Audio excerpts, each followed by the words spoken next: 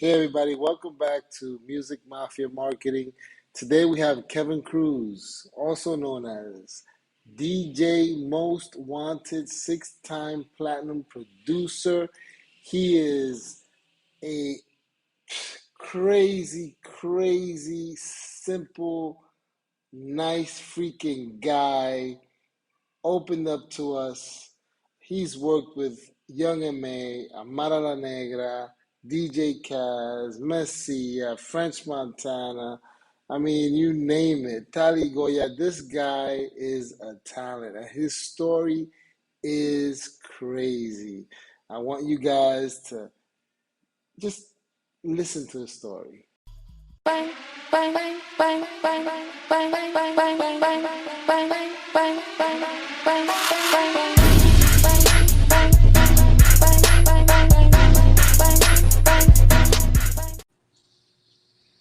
Hey, What's up? What's up? What's up? Kevin Cruz. What's the deal? What's the deal? How you doing, Most Wanted? How are you? I'm good. I'm good. I'm still. It's crazy. I'm still in bed. I'm that's still in bed, that's man. normal though for producers, right? Yeah, give or take. Give or take. I try to keep my sleep schedule normal because there was a time where I was just breaking night for like 7 years straight. And I would go to Seven. sleep. Yeah, I think the latest I went to sleep. Shit, man. 12 o'clock in the afternoon. And yeah. To then wake up at 8 o'clock To start all over to again. start all over again. Yeah. So that's basically why that's coming from the DJ background, right? Because that's when it all starts. Yeah. I mean, well, when I was a DJ, I was a younger cat, so I really wasn't in the clubs like that.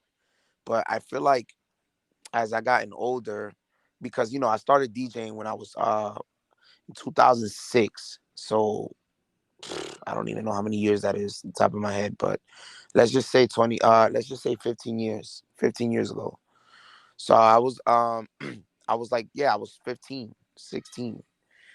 But I was too young to be in the clubs, you know what I'm saying? But I still was DJing places. Like I would do house parties, I would do block parties, I would do all types of events. And how long did it take for you to be able to do the events? Like, how long were you? Like 10, right? Like Yeah. 12, you So started DJing? it's crazy because yeah, I said 50 at that age where I was 15. 2006 was the year that I started. So but before that, like I've always wanted to be something with music. Like DJing I had a huge passion for that shit. And it was just a thing that it was always in my blood, you know what I mean? But of course I didn't come up from a wealthy family. My mom did what she could. My dad passed away in 2004, so I didn't really have him too much in my life. And money was tough, so I couldn't get the equipment just yet. You know what I'm saying? And Hmm. as I got older, I was able to hustle here and there. You Okay, know, but yeah. what was the initial influence that said, I want to pick up, some plates? Like, what was it that pushed you at that young age? Yeah, so it's a good question. I don't know. I feel like because I couldn't afford it. I've known what a turntable looked like and what a turntable was since I was a little kid. You know, Hmm. um, definitely the influence has to come from my dad because my dad was very big on music. So him having just regular equipment, it wasn't like a whole DJ setup or anything like that. It was just regular equipment. So what inspired me to pick up a turntable for the very first time was that I had the money to actually buy one. So when I Okay, had but you saw your father in the business? Was he like in the business, Nah, or he he just wasn't in the loved business. music? He wasn't in the business, but his friend was. Shout out to Supreme, my boy Supreme. Um, he was in the business. He was the DJ. His boy was a DJ. But you know how like even with me, like sometimes you inspire people around you to be like, damn, this is pretty cool to be a DJ's friend. Sometimes their friends be picking up the DJ shit, or your brother or your cousin. So I think that's what Right. happened with my dad. My dad was so big on music. He just like he had a pair of speakers at the house. They were super loud. and he had like the amplifiers, he had a mixer, he had all kinds of stuff. He just didn't have a turntable because I think he wasn't he this is when the CD era was around. So his Hmm. thing was always being on top of the technology. My dad was very advanced when it came to that. Like he's like, all right, we're not using turntables no more. Cool. I'm fucking with the CDs, So we Now had a bunch of CDs. your Huh? parents are Dominican, Puerto Rican. Yes, my dad was Dominican. He's from San Jose de la Matas. Oh, nice. He was born there and then he grew up in I think the capital. I don't know too much of DR to be honest. That's what I heard. That's what I was told that's where he's from. And then Okay. my mom was she's Puerto Rican. Yes, she was born in Yauco, Puerto Rico, and Okay. she came to the States when she was like 3 or 2 years old. But she's been New York her whole life. Yeah, Okay. So how is it the Massachusetts scene? Because I see that you lived in Lawrence. I know yeah, there's a lot of Dominicans in Lawrence. that's just So a like lot New of your York. yeah. So a lot of the music it wasn't bachata and stuff. It was hip hop, right? Actually, believe it or not, it was a it was very dance hall. Actually, when You I mean was DJing. Jamaican dance hall Yeah, type? like yeah, that shit was when I was living there. I mean, I lived there a fair share of my life. I moved to Lawrence in '97 and then I left in 2009 to New York, back to New York cuz I'm originally from Brooklyn. So, which I Okay. currently live now. Um Okay. but when I was there, high school, uh, dance hall was a thing. We had, Dembo wasn't around at that time. You know what I'm No, saying? no, So no. so Right. you had mixtures of dance hall, you had mixtures of hip hop. So those were the two things that, you know what I'm saying? But again, that was like And, around my circle, my situation. You know what I'm saying? right. And were you But getting paid? Like how much were you getting paid at that time? oh man, I was getting paid bullshit, Brad. I was getting paid like 50. Yo, I would say honestly, I would just take anything because what I felt like I wanted to do was show people how nice I was on the turntables, how good of a scratcher I was, how good of a blender I was. So money to me, it was a factor, but at the same time, it was something that I didn't really care about because I already had my setup. Hmm. Only thing is I wasn't kind of old enough to drive, so Hmm. transportation was a little problem. Like I used to have my mom drive me to places, well, to Hmm. all my Right. parties actually. Okay. And but yeah, nah, yo, I would take $50. Sometimes I would take $50. Sometimes I'll take Hmm. 75. I think the most Nice. I got paid at the time was like $150. Okay. En eso tiempo, yeah. And did you get into mixtapes or no? Yeah. So like I said, I don't come from a background. I didn't come from a background where money was like not an issue. Money was actually an issue. So me, I was too broke to do tapes, but I did them. It's like I made the actual digital file, but I actually never dropped it because I didn't. Again, the Had the money to me money. wasn't it. It was just passion. I just wanted to just show, like I just wanted. I had more satisfactory with rocking a crowd the crazy than to Hmm. go home and like be like, fuck it, I only made $50.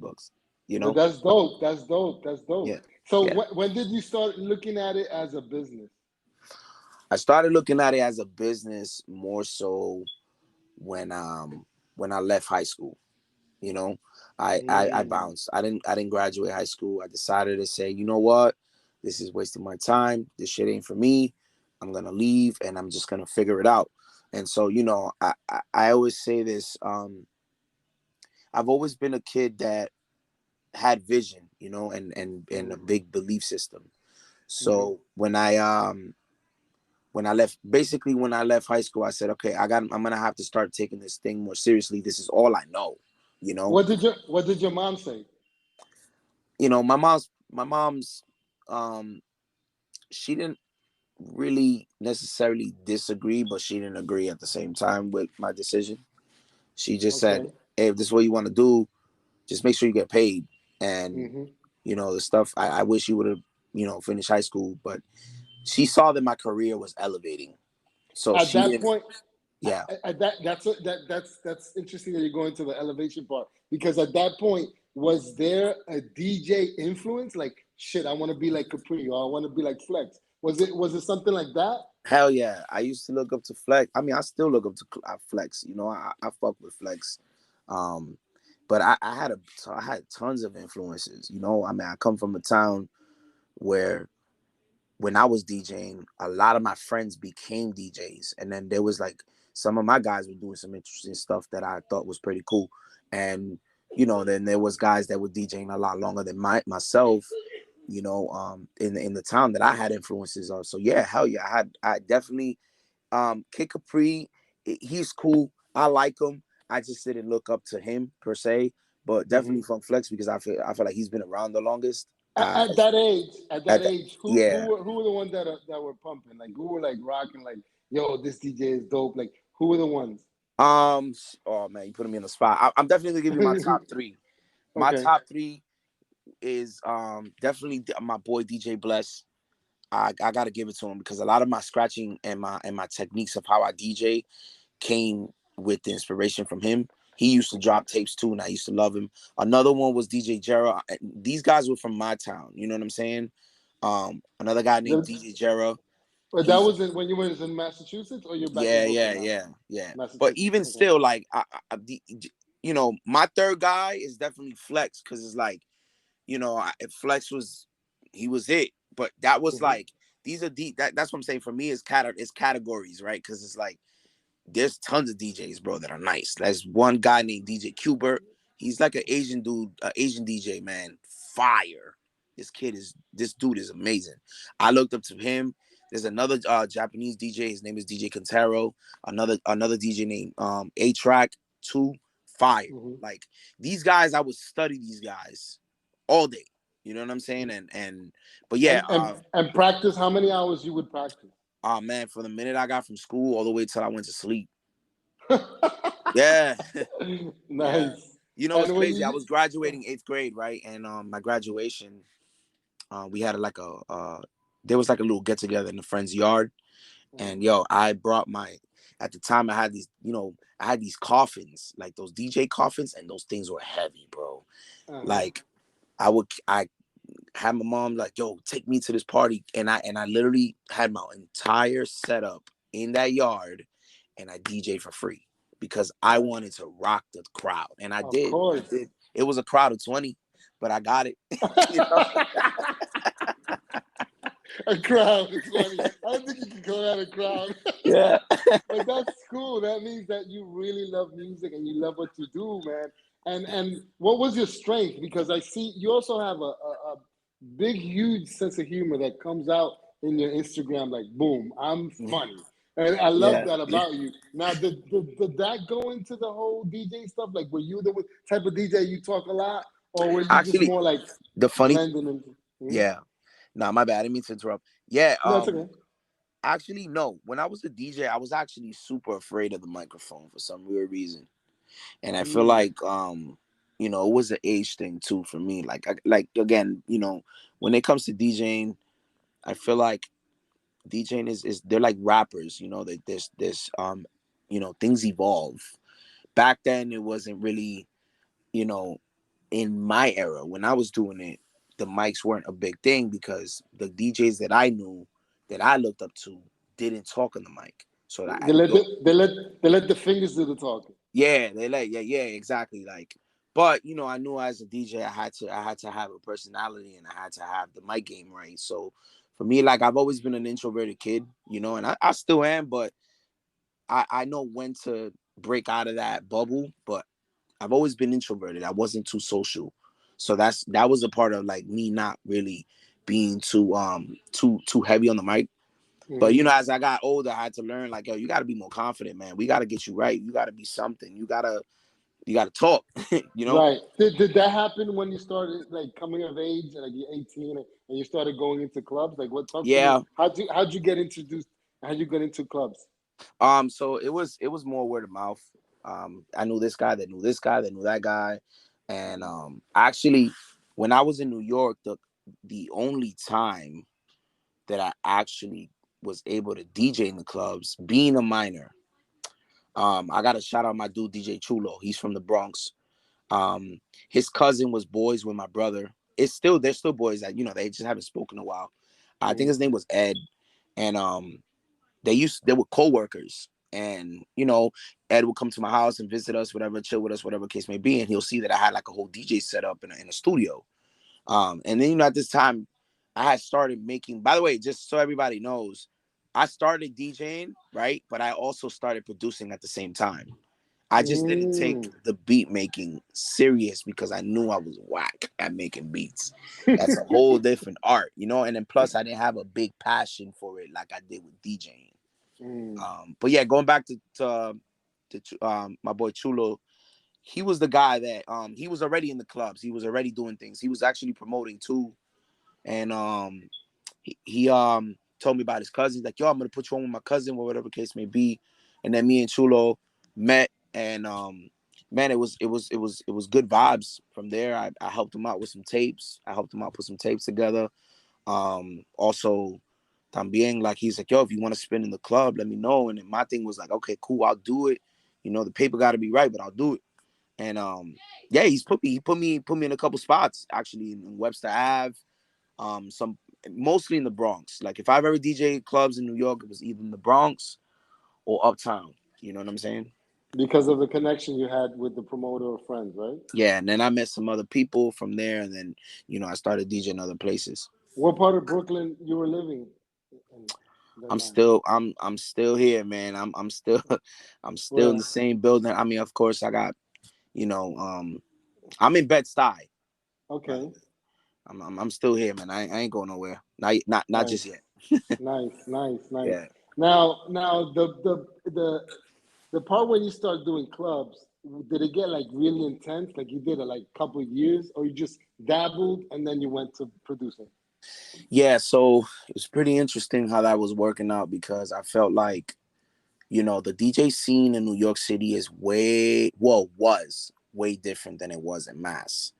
Mass was just, it also, Lawrence is a very small town, so everybody knows. I used to do a lot of team bashes, so we'll get some flyers, pass them out, and then everybody will show up, because it was the only thing that was happening. It was like everybody wanted to be at a certain place. But New York, and it was different, because I didn't really know anybody like that. I met a lot of cool DJs. I met DJ J Star. I met Pro Style. Who else did I meet? It was just a handful. Danny S. Even though Danny S, I know him for quite some time now, but that's when I met these guys there. You know what I'm saying? But Do you know DJ Precise? That's my boy from the Bronx. I don't. That's the only one I didn't meet. Yeah, I still don't know him. Yeah, but he was another one too, because he was like heavy on the mixtapes. Yeah. So he was another dope DJ I used to. He was on the radar too, for sure. Yeah. So how was the club thing? You didn't tell me, like, how was it different? Oh yeah. So the club scene was different because, mind you, like I was telling you, where I came from was big on dancehall and big on hip hop. We coming in to New York. They're not really as big as dancehall. They're more big on reggaeton. They're more big on old school. They're more big on whatever's basically high on radio. You know what I'm saying? So it was kind of hard to adjust to that. And thankfully the crowds that I had were understanding, and I don't think they really cared. But when a person like fucking J Star comes in and rocks the shit out the crowd, I'm like, oh shit, like, I'm behind. I gotta get to my joints, So no, they weren't as intense as they was in Mass.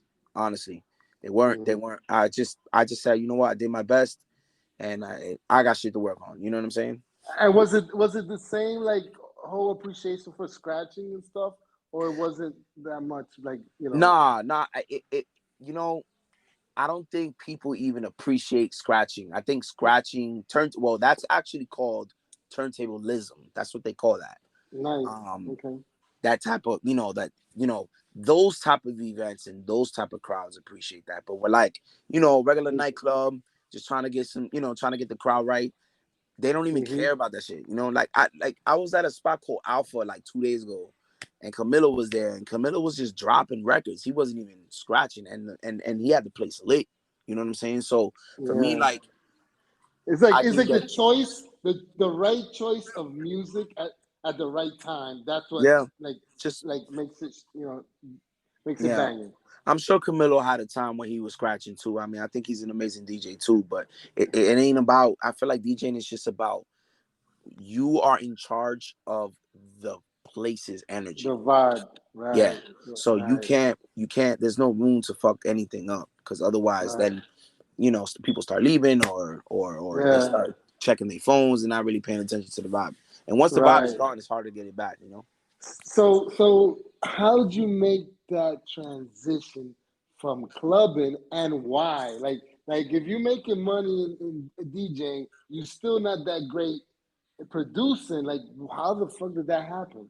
Yeah, it was a scary transition, bro, because I decided to say, okay, I like DJing, I just hate carrying the shit. you know, I'm tired of it. Yo, I bro, because became a producer because I was lazy. yeah. Nah, oh yeah, you could kind of say that. Yeah, you could kind of say that. Physically, I was lazy for sure. 1000%. I was always just, what I'm No, but saying? But it's a bit, it's hard. It's hard. I'm well, sure. controllers, you know what it is? Controllers weren't around. And controllers, like DJ controllers nowadays, Yeah, is the the way. compact light. Yeah, it's the way. You just literally put that shit in a book bag and you're out the door. At the Mm-hmm. time, you didn't have, we had to either carry CDJs or we had to carry techniques or regular turntables. And Mm-hmm. techniques are not, they're heavy, and Mm-hmm.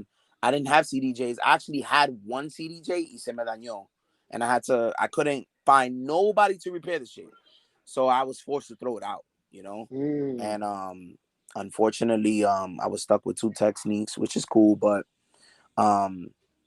so my transition was really like, I just kind of went with the current. You know what I'm saying? I just felt like, DJing for me got a little boring, and then I just felt intimidated. I felt very intimidated with the crowds. Like I'm coming from Mass, so I'm rocking shit. Then I come to New York, it's like people just Mm-hmm. standing, not really dancing. So I felt very Mm-hmm. intimidated, which kind of put me in a bubble, right? And Mm-hmm. inside Mm-hmm. that bubble, it's my room, my studio, where I Mm-hmm. slept at. So, um, I met some friends.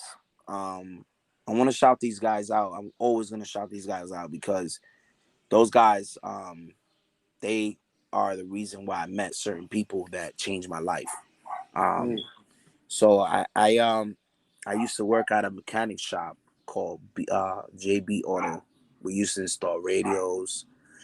I wasn't really a worker there. I really was just mostly hanging out to just get to know people. You know what I'm saying? And then Mm-hmm. eventually I started working for the dude, but it wasn't long. But the dude had a cousin that knew some guy that I knew. His name is Oniel, and Mm-hmm. he was building a studio with a couple of his partners that are my boys to this day. They were like, "Yo, we This is built a studio, man. We this would is like you to come in by." Brooklyn. In Brooklyn. Yeah, in Williamsburg. Okay. Yeah, Okay. I remember too. It was on South Fourth and White. It was in the corner. It was in a building, in a Okay. basement. Okay. And these guys, they were just opening a studio. O'Neill was a videographer. He's also an artist. And then he introduced me to everybody else. Super Will, Kevin Cosmos. I used to, he brought me in, and I got cool with everybody, and I just started like, I just came around. You know what I'm saying? I was just trying to, I didn't understand what they were doing at first. I think he was just trying to have me like come in and, like, yo, we have a studio, trying to present me the business, but like I feel like I became a part of the business in a way. I would book Mm-hmm. sessions. Um, Super Will and his brother Darwin, they were producers, and those guys inspired me to actually make producing a career, because Mm-hmm. I was already making beats by the time I got there, but I've always thought, okay, I need an MPC, I need a SP 1200, I need a SSL board, I need better speakers, I need this, and those guys was like, you don't need none of that shit. All you need is software and FL Studio, and which I was already using. ¿Tú me entiendes? Mm-hmm. So, Mm-hmm. I feel like they gave me they gave me great insight on what I needed to start producing. So from there, Right. it's just, I met this person, then met that person, then met this person, then met that person, and then boom, you know? And of course, aside from FL Studio, I Yeah. mean, you also need your creativity, right? I mean, that's Oh, what I've always been 1000%. told. It's like the producer is in his head. Yeah. Yeah, all the time. Cool. All the time. And so these guys also like hands-on helped you, like they would say, okay, click here, do this, No, and do not that. really. Not really. I'm not gonna lie to you. That those guys were more like, I was watching kind of over their shoulder. Mm-hmm. You know what I'm saying? And you know, I'm very appreciative of that, being it that way too, because now that I think about it, I feel like when somebody shows you how to do something, you kind of become them in a different version. You kind of copy their style. Yeah, yeah. So I kind of didn't want that. I just wanted to learn the techniques of how to use the software better, you know, Mm-hmm. because there were certain Mm-hmm. things I'm like, yo, how do you do that? And then, you know, you know, as a producer, you never tell your secrets, you know, and I always understood that, even with DJing too, like you never tell your secrets, you never tell your recipes on how Mm-hmm. to do certain things, you know what I mean? So, Mm-hmm. which is the reason why nowadays you have so many producers, because you have YouTube. You know, YouTube is like been the thing that's shown me everything I know, you know. Mm. And I would spend hours and hours and hours, bro, on YouTube just searching up. But with these guys, it was more so like they showed me stuff that wasn't on YouTube, that it wasn't available at the time, you know. Now it is, because there's, I mean, 2021, everything is pretty much state of the art. But Mm-hmm. hey, I'm in an interview. Sorry about that. It's Latin household, Latin household. Latin household. I'm in an Normal. interview. Yeah. So yeah, so anyway, so um yeah, so you know, with them it was like, I would just watch over their shoulder, listen to their records too. I would be like, damn, this is dope. You know what I mean? But I really wanted to take it in my own direction. Um So at this time, you came from Massachusetts where dancehall was huge. You had hip hop. mhm. Okay, now you're in Brooklyn. Now this is a different time, also different, year. Yeah. What were you listening to as a music lover, and what were you using to make beats? Like, what was that about? Okay, so I was always big on hip hop, you know, since a little kid. My dad used to bump a lot of hip hop. You know, my dad was Who? just Who? my Who? dad. Yeah, but like who? Oh, Who like used to who? bump? Shit. The greats. You know, the greats. Biggie Yeah, name a Smalls, couple. Okay. Tupac, Wu Okay. Tang. Who else? Okay. Snoop Dogg, Dr. Dre. Okay. Um, man, who else? So Yeah, so Diddy. what were you listening to at that time then? At the time, I was pretty much into Lil Wayne. I liked Lil Wayne a Mm, lot, especially with all the tapes he dropped. mm-hmm. You know, Fat Joe too, because Fat Joe did him tempo where he was hot. Well, I mean, I Mm-hmm. think he's still hot. Shout out to him too. I was able to work with him. But Mm. who else? Um, I think I can't remember the top of my head, to be honest with you right now. But I could tell you that definitely was Lil Wayne, and some of it was Drake too. When Drake came out, Musically, as far as like beats and stuff, like, or producers, or yeah, like, were you like dabbing into other types of genres or stuff yeah, like that? yeah, yeah. You know, reggaeton had had a situation where I feel like they had their peaks and valleys at that moment. You know, um, I'm just grateful that reggaeton picked up and kept going and became something huge today, because at that time it was, you know, you had Daddy Yankee, you had Zion, you had all these basically the Maslow dudes, Mm-hmm. the Looney Tune guys too. Mm-hmm. But that shit, that had a peak and then it had a valley. You know what I mean? It Mm-hmm. For a while. Mm-hmm. But it picked up. So reggaeton was another thing that I was like always a fan of too. Just not as big as hip hop, but I was always a fan because reggaeton kind of came out in a time where I was at a dark place in my life. Like I lost my dad. Um, you know, my mom wasn't doing too well financially, so we kept moving around.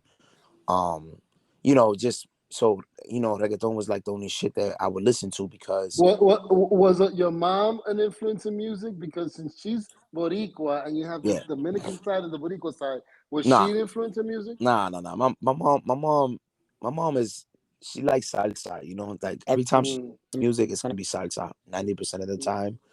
okay, Salsa was also another huge influence in my life as well. Um, okay. but she wasn't into music like that, to be honest with you. So Nah. back in the studio, you started dabbling in the studio, home and in the studio. Like when did you start getting clients? Like when were you felt confidence to tell your friends to Hmm. say, hey, you know what? I think I could do something. Yeah. I love that question because I remember when I first moved to New York, right? I didn't know nobody. So I'm in this bubble, right? Where my DJ career completely stopped. And it was because I wasn't a kid that, like I told you, I'm sort of an introvert, right? I'm very bad at networking. Um Still to this day. Mm, Like mm, I let my accolades speak for me. You know what I mean? I let my or sometimes I purposely bring people around me and tell them, listen, brag. Let niggas know what type of time I'm on. Because mm-hmm, I've always been like that. I'm just a shy kid. mm-hmm, But mm-hmm. um, with when I first moved to New York, I was in my bubble. I knew that I needed to work on producing. So I took 2 years and didn't show nobody a goddamn thing. Not even my brothers, not even my cousins, nobody. Because I just felt like when you start off doing something, nobody ever takes you seriously anyway. And I wasn't ready for that.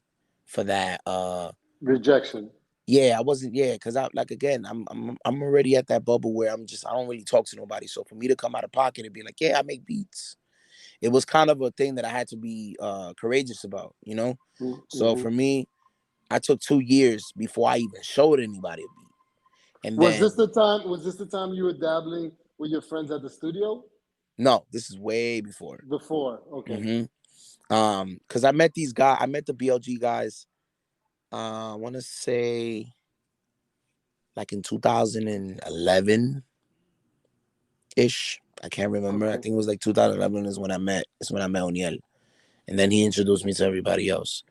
Okay. Um, and it's funny because it's a small world. Because one of the girls that there was a girl that I knew from Lawrence, and she's actually friends with one of the um one of the staff members. I forgot which one she was related to, but she was related to somebody. I'm like, oh shit, I know you. You're from Lawrence. Mm. And yeah. So yeah. What was the question again? I lost my train of thought. Like how did you start dabbling into Oh yeah. music So and so yeah. start So I was producing? for me like um it wasn't. I was just always home. I've always made beats in my house, and then I would go to the studio and be like, yo, check my joints out. A lot of people didn't like my beats at first. They didn't. Nobody wanted like I would send out emails all day and they just didn't like it. And this is already a time where I started feeling comfortable to show people that I could make beats, Was you it know. trap beats mostly, No, or was it they were just things I sampled, like mostly hip hop. Yeah. okay? Um, Okay. but I didn't understand what producing was. I wasn't fortunate enough to have that information yet. Like I didn't feel like I fully understood what producing actually was. So I just made anything. I tried to make it. I made some reggaetons and nobody liked them. I tried to make some hip hop, nobody liked them. I actually still have those beats. It's funny because I still have them. I never throw it out. I never threw none of it out. Like I was just experimenting, just trying to figure out, okay, how can I, what do I have to do? What do I have to improve to actually get someone to like a beat, you know? And at that studio, that's when I met this artist named Katie Grace. Shout out to Katie Grace because that girl has changed. She's the key member of me meeting certain individuals that changed my life. Yes. Nice, nice. So So how did it happen? Like, okay, you're hobbyist in beats. You start Mm-hmm. wanting to take it serious, and you start sending it out. You're getting rejected. How and what happened when you just boom started? All right, so I'm a Scorpio, right? And I feel like Scorpios are more passionate what it is that they do. So for me, I Scorpio's a person, like, if you criticize something to them, they take that soul to heart, and they're gonna try to prove you wrong. That's Mm, At least that's me, you know. okay, okay. So for me, like, when I would get criticized, I wouldn't even get criticized. I just wouldn't even get an answer, you know. Mm, So for me, like, I took that as the best insight I had, because I was like, okay, nobody's fucking with this, so I gotta do something mm-hmm, about it. So for me, I had mm-hmm, a lot of kind of resentment in a way, to kind of like prove people, like, nah, I could do this. There's no way. Somebody's gotta like something, you know. And so my boy Kevin, he was he's an artist. He's actually a bachata singer currently right now. You gotta like, this kid is dope. He's a great singer, great engineer too, because I think at the time he was an engineer of the studio, whatever the case may be. mm-hmm, So his client was that girl Katie Grace. Um, at the time he was like, "Yo, Kev, like, let's try to get some beats for this girl." And I'm like, "All right, cool." mm. So I put some beats together, um, and then I, What you know, what what type? Hip hop? Hip hop? She was no, singing actually, she was R doing and R B. and B. She was doing R&B, Okay. yeah, because she's a singer, and and she's super talented, But for me, like, I felt like, you know, she was a Caucasian girl, and I just felt like, yo, I think if we can revamp, kind of reinvent what you got going on, or try to create something new, um, Mm-hmm. let's work at that, So I was doing pop with R&B ish. Okay. Was doing some pop Okay. R&B stuff. But um, we cut a lot Now, of records. We cut a lot. quick question, little interruption here. Yeah. Did at this point in time, did you know about the business, like back end stuff, like No, royalties? No, right? Okay, no. keep going. Actually, Okay, I didn't even know publishing was a thing. okay, okay. I've always questioned, like, I've always thought like producers would sell their beats and never see money again. You know, I didn't Mm-hmm. know the business. Actually, that shit wasn't even, like I said, it wasn't even a thing in my head, because my thing was just getting in the door to Mm-hmm. Mm-hmm. begin with. That was the goal. Right. Get through the door, get a placement. With Katie, it happened with Katie. Like she accepted, she liked some of your beats. Yeah. So she I think she yeah she liked she liked the beat, and she picked it, and then she recorded it. And Kelvin Okay. sends it back to me. He's like, "Yo, check this out." And I'm like, "Oh man, this is dope." I'm excited that somebody even picked the beat. You know? Exactly. That motivated you to keep going. Yeah, yeah. Now, mind you, this is something. This is not the first time somebody makes a track to my beat. This is the first time that a stranger does a song to my beat. which Somebody I is don't know, because which is whoever, like, totally different. yeah, Hmm. like exactly. Like my brother will probably rap on it, because my brother is also currently, he's doing music now. He's just starting, but he's been doing music for a very long time, and he took a big break, and a lot of stuff happened since. But it was either my very close friends or my brother. So for me, it's not that I didn't take it serious. It's that I was trying to go above and beyond, you know. And so my Right. thing was like, how can I get somebody I don't know to get on my beats, And she was the only one. She So was the what only happened after that? Like, did you After keep that, we pumping out beats to her, or yeah. did your friend Kerwin start recommending other artists? Um. So this is the time when I started to be around more. When that happened, Mm. I started chilling in the studio more.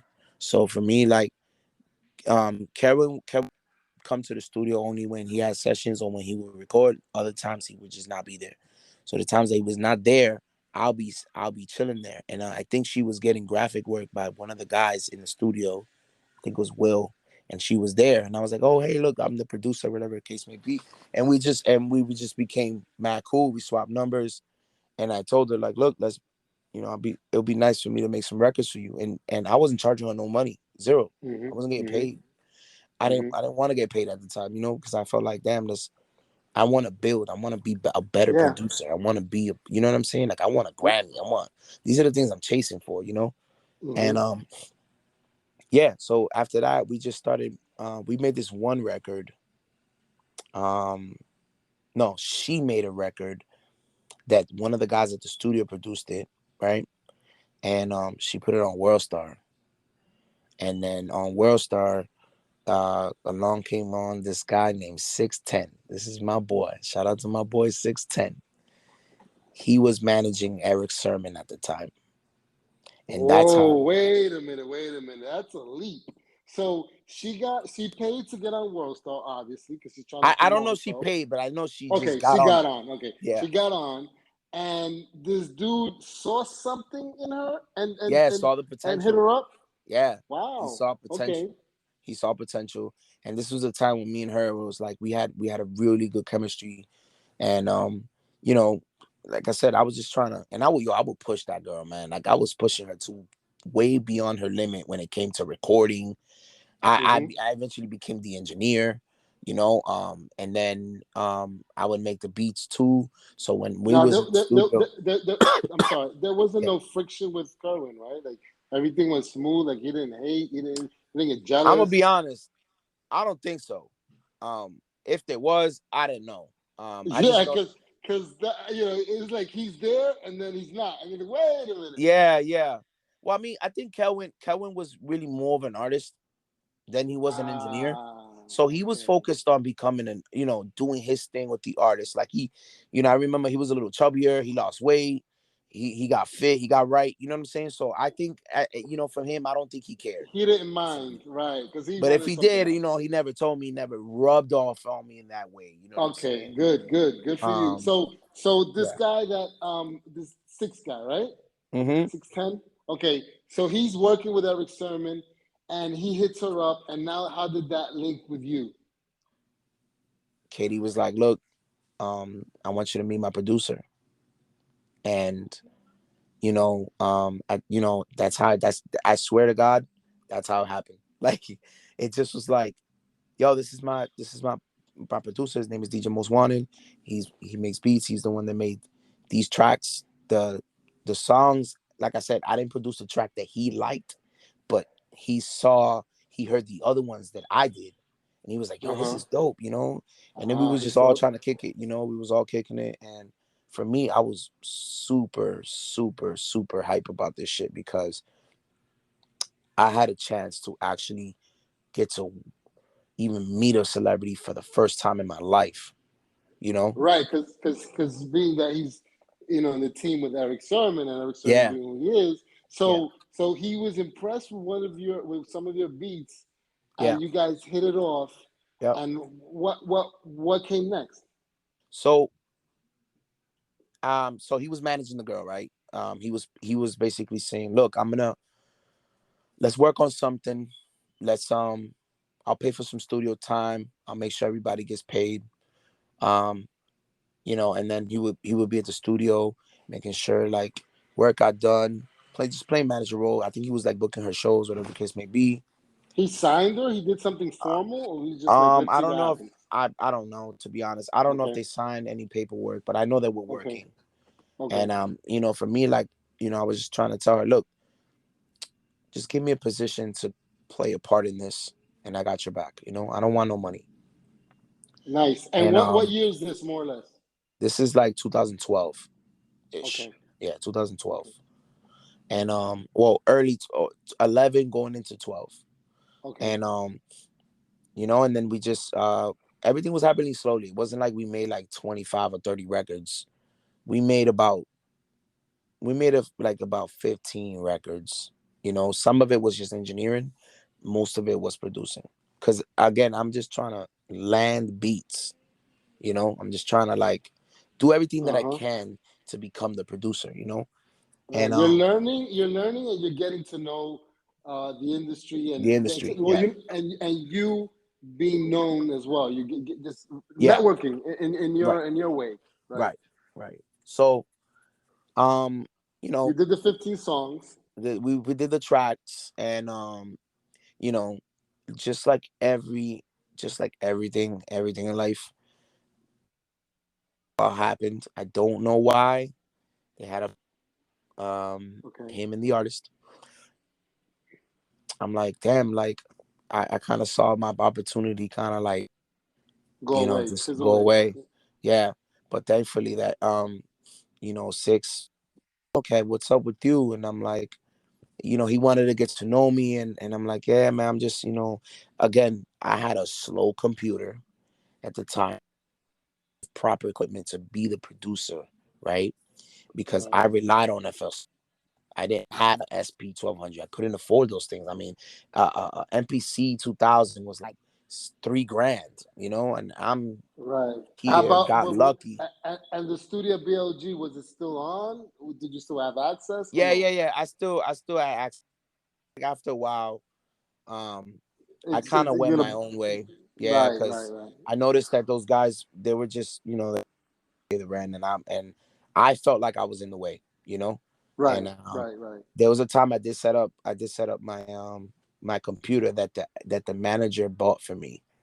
Um, and he eventually became my manager. I was like, Wait, yo, wait, man, wait, wait, wait. That wasn't Six. That was somebody at that was BLG. six. Yeah, six Ah, ended up. okay. Yeah, yeah, six ended up becoming Buying my you a manager because he computer. fell out with the girl. Yeah. Right. Huh? So he bought your computer. He set you up. And he said, "Let's Yeah, start working." yeah, because I had, we sat down when he was getting to know me. I was like, yeah, man, I'm doing. And he saw the potential in me, and he's like, yo, what do you need? What can I do? I was like, yo, honestly, I hate to be out of pocket about this, but I need a new computer. And he's like, don't worry about it, I'll get it done. And literally the next week over, he had somebody build me a computer, you know, and that Wow. thing was a machine. Oh my goodness, it was a machine. So una Wow. máquina. And Wow. because my computer was too slow, I had one of those Dells from like 2003, a Right. Pentium 1, that the processor was like Yeah. bullshit. Super slow. Right. Right. So he had a guy build me like an 8-core processor, and tons of like state-of-the-art hard drives, and just a crazy, crazy setup. And So, you like, know, did you sign something? Did he inform you about publishing? Like, no, no. Well, not all yet. right. So yeah, so I'm gonna get to that in a sec. So when he built me the computer, one day we're sitting down, and he's like, "Yo, Kev, we gotta set you up." He's like, "Yo, do you have a publishing account?" I was like, "What's publishing?"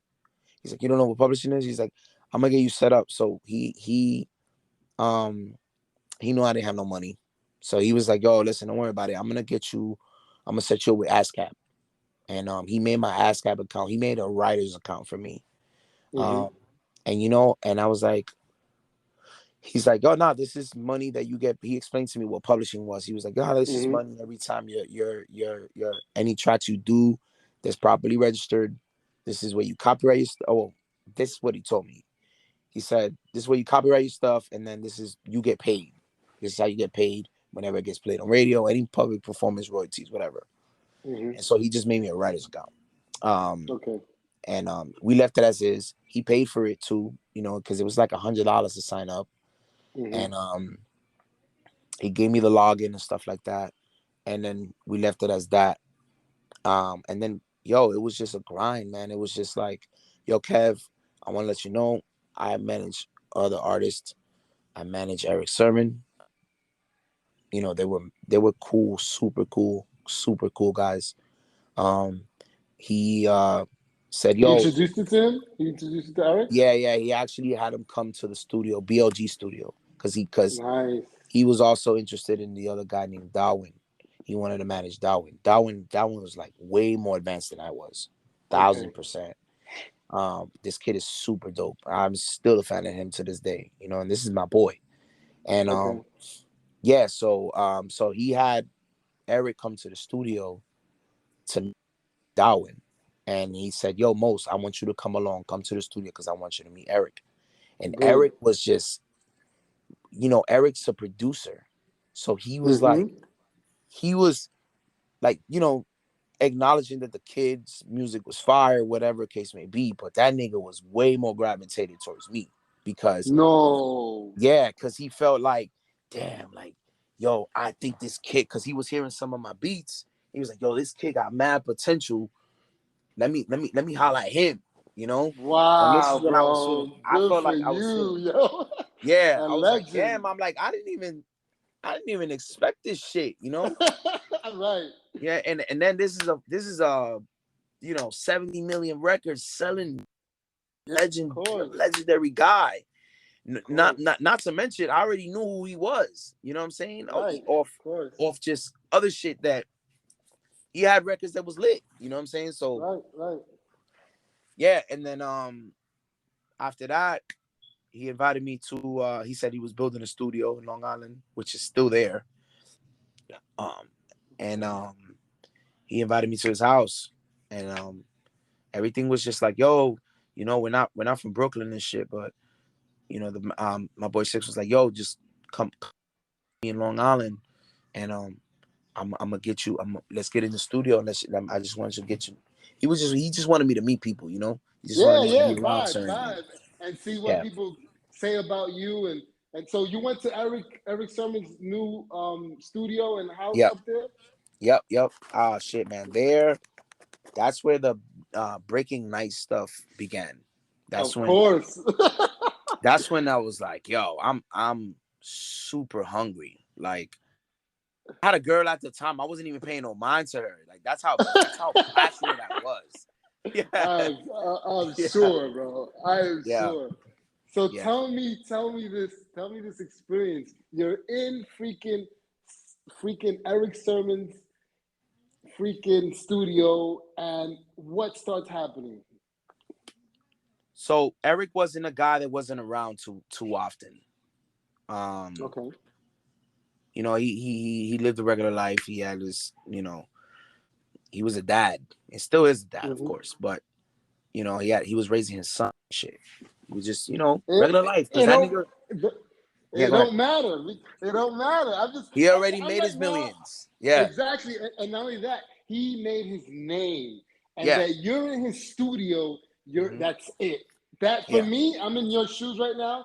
yeah, That's it. All you have to do is start pumping out content. So one of them says, "Yo, this shit is hot." So does yeah. that happen? That's what happens.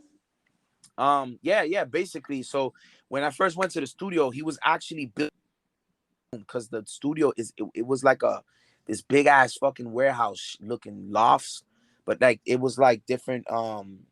I don't know how to explain it. It was like a big office, like a dentist office. That's what that was before. And so he was knocking down walls in the back because it has like a big ass garage where Mm-hmm. you could bring in the cars through the back. So instead, Mm-hmm. what he did was he built a room inside there. So as he was building that, he had a small pre-production room. And in Mm-hmm. there, I spent so many months like Wow. So making did beats. were you were staying in Long Island then? Yeah, yeah. Man, Is I is stood. Six's house? I would stay with Six. Yep, yep. Nice, And nice. So what you Me started and Six working would on? go to the studio. We would go to the studio 3 o'clock in the afternoon, and I would leave out of there like 7 in the morning. You know? Yeah. Yo, Nice. there was days.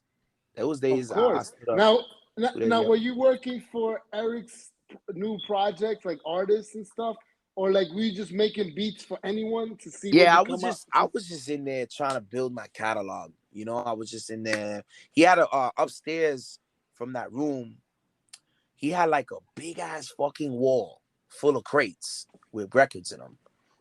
And Oh shit! yeah, I was like, damn. He was like, yeah, nah, because those weren't crates that those were crates that I think that he bought them at a yard sale off some lady. Yeah, he And he was acquired. like, yo, I just bought them and I just put them, I stored them up there, but I'm not doing nothing. But he's like, feel free to go in there and dig in. Yeah, Wow. yeah, it was So super what you do? inspiring. You started getting samples from those albums and stuff. Yeah, I mean, like I said, this is a time where I'm still learning how to make beats. Exactly. But I already knew how to make beats. I just was trying to be like, damn, like I'm at the core of what I like to hear. I'm with a legend. I'm at a studio and I have Yep. access to anything I got going on. Cause, Yes. Six was buying me food. He gave me a place to stay. He provided me with the computer. All I had to do was make beats. And he he helped me sell some beats to Now let me some local guys. Yeah. nice. Now let me ask you this. What was your feel like? What was the colors of your music that was different to Darwin's that Erick, because Six reacted to Erick. Like Yeah. Erick said, "Nah, I like this dude." So what was it you think at that point in time, you were such a novice, that you had that was different from Darwin? I don't think it was the music. I just think that it was I was young. And yo, let me just say, Erick loves Dominican people. That nigga loves Dominican people, bro. That Okay, motherfucker loves Dominican people. He shows love, bro. I hear you. I Like hear on you. 1,000. Like, I hear you. you know what I'm saying? So I felt like the fact that I was young, I was a producer, and I was Dominican, and I'm Dominican to him, you know, because he's like, he knows I was Puerto Rican too, but his thing was like, yo, Kev, you Dominican. Like, fuck all that. You know what I'm Yeah, saying? yeah, yeah, And yeah. I got you. not that he was biased or anything, but he was, No, no, you he's know, just he loved the inclined. He culture, like, yeah. yeah, yeah, he loved the And culture. Okay, so let's go back to Long Island. What was your big break in Long Island? okay, so there was a time where I would go with Erick to his shows, right? No way. Yeah, I would go. I wouldn't be on stage or DJing nothing. I was trying to work my way on the DJ because let me tell you, if he would have gave me that opportunity to DJ, You would oh fuck my shit up. God, I probably would have been on radio right now. Yeah, yeah, because that's all I needed. That's all I maybe, needed. I needed maybe it to was be a for the better producer though. or I needed to be a DJ because Right, the right, way my drive was at the time, I was ready to take on the world, and he saw that. I think he saw that. I think he right. saw how The passionate I was hunger, about the the shit. hunger. Yeah, Did you you know what meet I'm saying? Parrish? I'm sure you did. I met Parrish one time. I met him at Rock the Bells. You ever heard of Rock the Bells? No, is that a It, festival or something? but yeah, yeah. It's a well. Okay, so Rock the Bells is a radio station that's owned by LL Cool J, Yeah, but he I does assume that it had to be. Oh, okay, go yeah, ahead. and but it is a festival too. It's a show they do every year. I think it's in Jersey they do it, and yeah, I met him at Rock the Old Bells. school. I had old school, and that's when EPMD performed, right? No, we just showed up. Oh. Yeah, I think he because Rock the Bells is like a few days. I believe. Mm-hmm. Um, we just showed up backstage because I think they might have had a show. I think he was supposed to perform and something happened where it Okay. didn't happen. Yeah. Okay. So let's go back. You went and you started going out with Erick, and what Yep. happened from there? From that. I started, you know, this mind you, this is I'm not in super contact with Erick. I'm doing everything through Six. So wherever Right. Erick went, Six went, and then wherever Six went, I went. You went. So that's how that worked, you know. Uh-huh. So, Uh-huh. but you know, of course, if it was like out of town stuff, if I didn't have no money, so I'm like, I'm not gonna let this dude pay for a flight. You know what I mean? So we didn't. When it came to out of state shit, I would stay. You But when stay it was in home, New right? York, yo, we in Long Island here, yo, let's go here, or let's go to Mm-hmm. like, he had a show in I think it was in Red Hook, where it was like a hip hop festival, and everybody was there, man. Yo, DJ Cap, Scratch. Oh, that's another dude that I say he's fire. DJ Scratch, Busta Rhymes, um, EPMD, of course. Method Man was there. Redman was there. Um, a lot. It was just Nice. tons of people there. Dope. And so to go back to that, I'm going around and you know, one day he's like, "Yo, Waka Flocka's gonna come to the studio Studio. because we met up with him at I met Waka Flocka at BB King's, which is in 42nd Street. Well, I don't Mm-hmm. even know if it's there no more, but yeah, we met him at BB King's. So Erick had a show that day, and also that day I also met Fred the Godson, which is like that's where my career started really taking off. Like I don't want to say taking off because I don't want to size it, but like I really started. It started making a lot more sense for me.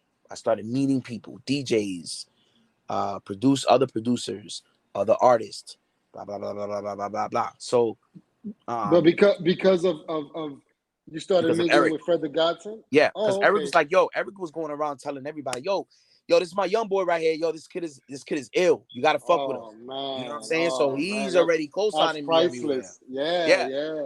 and I'm inside dying, like, oh my god, I can't believe this shit is fucking happening. This is crazy, you know? I'm sure.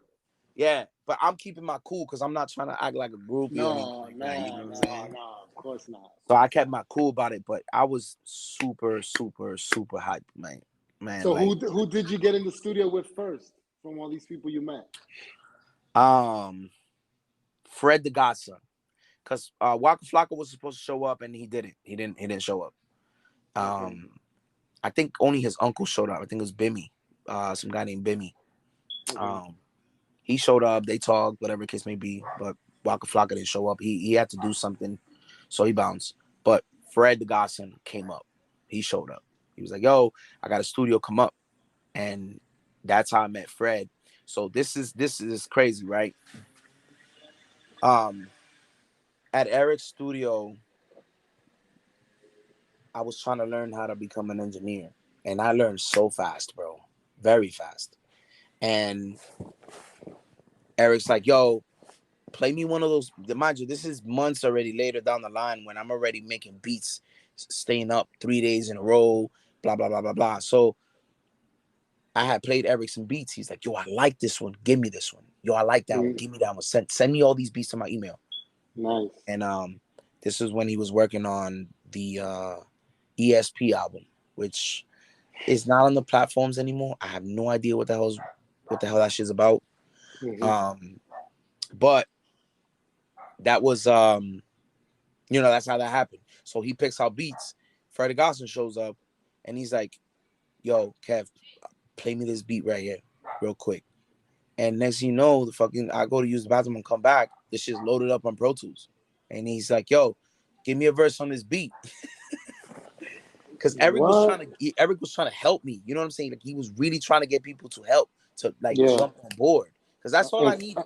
I needed and that fuck little with you. push, Yeah. As long and as I was one. I was on my Mhm. own. You know what I'm saying? Right. Right. Um, and he did. And yo, honestly, like it did. It worked. You know, Fred the Godson, fire. His managers were cool as hell, and I sat and kept Erick's like, yo, do me a favor, track his vocals for me. I was like, cool. Sat down, he did his verse, whatever, and Erick's like, yo, do your thing. I didn't know exactly what the fuck that meant, but I did exactly what I did. Your And thing. give me a second. Go. Um, you know, it was just one of those things where I was like, all right, I don't know what that means. I gotta do what I gotta do. So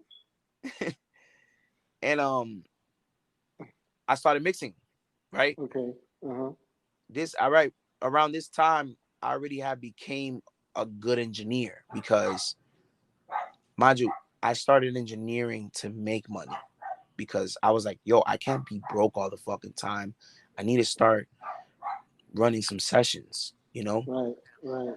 And so those guys didn't have an engineer. Those guys didn't have somebody mixing for them. So when they heard me getting busy and the shit sounded better than every record he's put out, they're like, Wow. whoa. So yo, man, how you get that? Because Zoe, which is so Fred the Godson, rest in peace, by the way. His managers, they were twins. There was two of them. It's Uh-huh. Dre and Zoe. And those Zoe was the engineer. He used to record, and he was trying to learn this stuff too. Like he was like, and he's like, yo, I'm just trying to run the studio. I'm trying to just manage. You know what I'm saying? They had another engineer too at the time, but I never got to meet that kid, and I think he wasn't around because he was like going away for school, and then he had his own thing going on. He was an artist as well. But me, like they're seeing me like, damn, this is all this kid's doing. We need to fuck with this kid, you know. So Fred the Godson is Fat Boy Izzo's brother too. But yeah, so Zoe calls me one day and says, "Yo, no, actually Six called me and said, yo, Zoe called me, said for us to come up to the studio. Um, let's go hang out over there." I was like, all right, cool. So we showed up, and yo, there was so many people there, bro. There was mad niggas, mad people, and Hmm. that's when I got to kick it with Fred. He's like, nah, yeah, I'm just working. I'm just trying to be on Fred's good side, just trying to build him. Right. and I'm trying to make beats for him, you know what's crazy, bro? I've never gotten to make actually I take that back. He only jumped on one record because Fred was picky. That Mm, dude was about his arts and crafts, and right. yeah, he was very, very, very picky. And so there I was just like, you know what? I'm gonna be doing some beats on the side. I'm gonna just try to see if I can use the studio to record. And that's the conversation we had with that I had with Zoe. So I was like, all right, Okay. look, But quick question. yeah. What was Six's strategy and like his like what was he giving you tips like about like what was he saying like okay like you need to keep doing beats and we're gonna eventually meet somebody like what was he saying at this time? Yeah, I feel like there wasn't any strategy, to be honest. I He just feel vibing, Yeah, I networking just and felt getting to like know he people. was just Okay, telling me like, look, let's put some beats. Let's get tight with the drums. Let's get tight with the beats, and let's play some. You know, and that's right. what we were trying to do. So it's hard, to be in that place because you know, one, you gotta make the beats, and then two, you gotta try to get people to like them. And then Right. so for me, like, And three, you're not making any bread. no money, no money at all. Yeah. So the only thing that I was relying on is the energy that my body contained. And I Right. was already getting burnt out because yo, bro, all those nights Mm-hmm. that I was Mm-hmm. at the studio trying And to, you know what I'm saying? trying to break one, right? So this is what 2012, 2013. Nah, this was about 2000, yeah, 2013, late 13. Okay. 2013, yeah. Okay. Um, yeah, this was roughly, yeah. Actually, yeah, this is early 2013 actually, because it was months later after this the Katie Gray stuff, and he was managing me. So Okay. yeah, I was exhausted, man. Like, I was getting mentally drained. I was tired, because So what it's picked break you up night. after that then? What was the break that said, what was another stepping stone that was like, yo, wait, we got something. I feel like, yo, just to give you a summary of my career, of how it's going so far or how it's went. I Uh-huh. feel like I've had very exciting moments, and then I've had very depressing ones, you know? Mm. And, Mm-hmm. I felt like I was going through different paths of certain things that was very discouraging, and then different paths that was very exciting. So with this Fred wave, when I was rocking with him, first of all, the there was a night that I went to the studio with them, and at nighttime, Zoe's like, all right, we all out. We're gonna go to the strip club. I'm like, yo, I'm only 18, bro. I can't go to the strip club. He's like, nah, don't worry about it. They'll let you in because it was 18 plus at the time. Mm-hmm. Mm-hmm. I just couldn't drink because I Mm-hmm. was underage. Right. So they get me in the strip club. Mind you, this is the first time I've ever even stepped in a strip club. He's like, you never been to a strip club? I said, no. He's like, oh boy, you don't even know what's about to happen Yeah. tonight. And I'm like, I'm like, oh shit. He's like, we're gonna You have know? a blast. So he's Yeah. giving. Uh-huh. I'm 18 though. You know what I'm saying? So it's like, Mm-hmm. at this point where I'm just like, damn, this is exciting. But Right. me, I'm just trying to focus on, okay, I want to try to make a beat for Fred because I Mm-hmm. know Mm-hmm. at the time he was hot. You know what I'm saying? He was hot. He was super hot. He Mm-hmm. had the record, the Monique's Room. They was touring. They was moving around. There was a lot of artists that was interested in him. So for me, that was a gatekeeper of like, okay, this is the opportunity for me to make a beat, to build resume. You know, Right. because my Right. goal was to place. It wasn't to Right. make. It was to make money, but I knew the money was eventually gonna come. So I wasn't terribly focused on just Making making money. money. It Right. was more the excitement of, damn, I made a beat for Busta Rhymes. Damn, I Right. made a beat for so and so. Or I just Mm-hmm. the fact that I have the connection, Right. to have that relationship with the person. So Mm-hmm. that's what I was really striving for, just knowing niggas and placing. You know what I mean? Because I know the money was gonna come regardless. So yeah, that and after that it was just yo, just going to the studio and just being in there, and I met a lot of people. Okay. So You where know, was your big break? What was your big my placement? big break, my That big was a break before was, and after. yeah, my big break was later on. Like this was now. So when I'm with Fred, this was a time where I want to say 2013, like 3 years of straight boring shit. Boring. What? Yeah. What? Yeah. There was just nothing exciting, you know. A lot of the people that was at Fred's studio party ways, you know. It was, you know, I'm talking about like there'd be like 30, 40 niggas in the studio. Right. And it was just everybody just kind of gravitated their own way. So I started seeing, and then they moved the studio to another spot. And then Zoe was like more like, yo, you know what? I'm just trying to run this as a business. Let's just try to get clients in here. And we did a couple years of that. And it was just boring. So wait. Yeah. So was Six always supporting you because you're not making any money? Was Six being the Yeah. backbone, or was it your mother, or was it what was It going was, on I there? mean, a lot of it was me being self-sufficient. I mean, me and, you know, I hate to mention this, but me and Six had a fallout, you know, Mm-hmm. uh, because of a misunderstanding that happened with Erick and Six and myself. You know, it was just a thing that I started feeling like, yo, why is this 3 years going by and you know Nothing. y'all we're not even, we're supposed to be at Webster Hall, we're supposed to be here, and I started noticing that he really wasn't. I don't know if he lost interest or if he just was tired. You know, because Six is an older dude. You know, I'm sure he's in his late 40s now or Mm-hmm. early 40s. I don't know, but I know that I just felt like at first it was like, yo, let's go party, let's go do this, let's boom, boom, boom. And then Mm-hmm. when I met Fred and I started getting in that circle, he was kind of more like, okay, Kev, do your thing, you know? And I Mm-hmm. was cool with that. But then 3 years of nothing, you know, no Mm-hmm. placements, no Mm-hmm. money coming in. It was, you know, any money I made in, I had to split with him. And I just was like, you know Mm-hmm. what? I'm cool with this shit. And then, you know, when I decided to say I need a break from both individuals, because it was a lot of arguing and back and forth with him and Erick, and I just like, you know what, me eché pa'l lado, you know, Okay. and I just said I can't deal with this right now. I feel like that's gonna hurt my career. He has an opinion. This person has an opinion.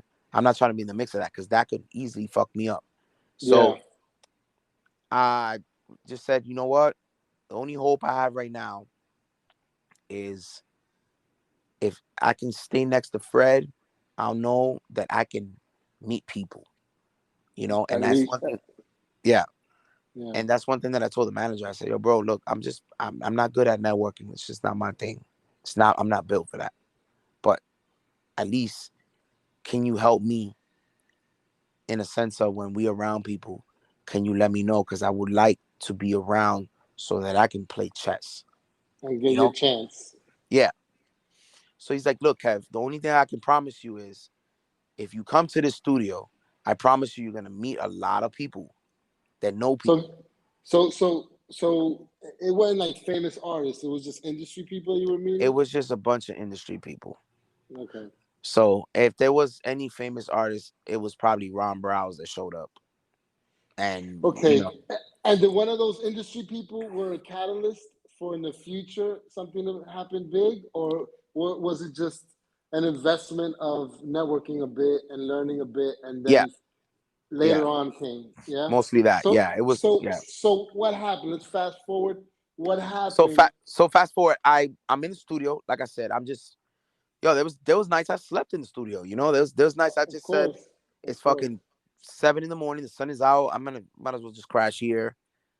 And I met this artist named Christian Dior, and I met him at the new studio when they moved it. Mm-hmm. Zoe calls me and says, "Yo, I need you to do a session for me. I can't make it in time. Come at least open up for me, and then I'll take it. I'll take it. I'll take it from there." Mm-hmm. And I was like, "Cool." So the artist came in. He was doing his freestyles and stuff like that, and his boy was like, "Yo, man, I think you're." He came up to me. He was like, "Yo, I think you're dope, man. Like, what's your name?" I say, "Yo, I'm Most Wanted. I'm DJ Most Wanted." And he was like, "Oh, that's what's up." He was like, "Where you from?" And then I'm like, I'm from Brooklyn and shit like that." He's like, "Yo, man, it would be cool to when we can book sessions for you," because he noticed at the time he was, you know, very cool with Christian Dior. I think he was managing him at the time too, or handling some of his business. But with Chris immediately liked how I engineered. Mm-hmm. So he was like super fascinated about that shit. So fast forward to that, me and Christian become very tight. And Zoe saw that the session was going super good. So Zoe let me rock. So after that, like we swapped numbers, and then mind you, I'm from Brooklyn, so I'm driving all the way from Bed-Stuy to Hunts Point every time I had a Wow. session, and I wouldn't Wow. drive. I didn't even have a car at this time. I would take the train, you know, Mm-hmm. and I noticed that Chris knew a lot of people, and that shit was my like something that me and him had the conversation. I said, "Look, man, you're super talented. I'm in this game to trying to just be around the circle and try to get, just build relationships with people so that I can play something." He said, "Yo, don't worry about it, kid. I know everybody." And he was not lying. He knew everybody. He Why? knows everybody. Why? Like all the DJs. He knew all the promoters. He knew, like, he's done records with everybody, yo, bro. Like I think Nate Dogg, he's wrote a lot of records for Diddy, stuff like that. So I'm like, okay, cool. I could fuck with this. Like, all right, let's make some records, because you got a future. I see a future in you. You know what I'm saying? Let's make some records. And he was Right. going ham, man. That dude's work ethic was crazy, very crazy. Like he would call me on some, yo, where you at? I'm trying to, and my Mm-hmm. work ethic was crazy already, and his shit was times two. So for me, like, again, I went through another boring stage with that because it was like it felt mundane. I felt like, okay, I'm just recording. There's not really a lot of people coming around, whatever. So then he introduces me to this guy named DJ CeeLo.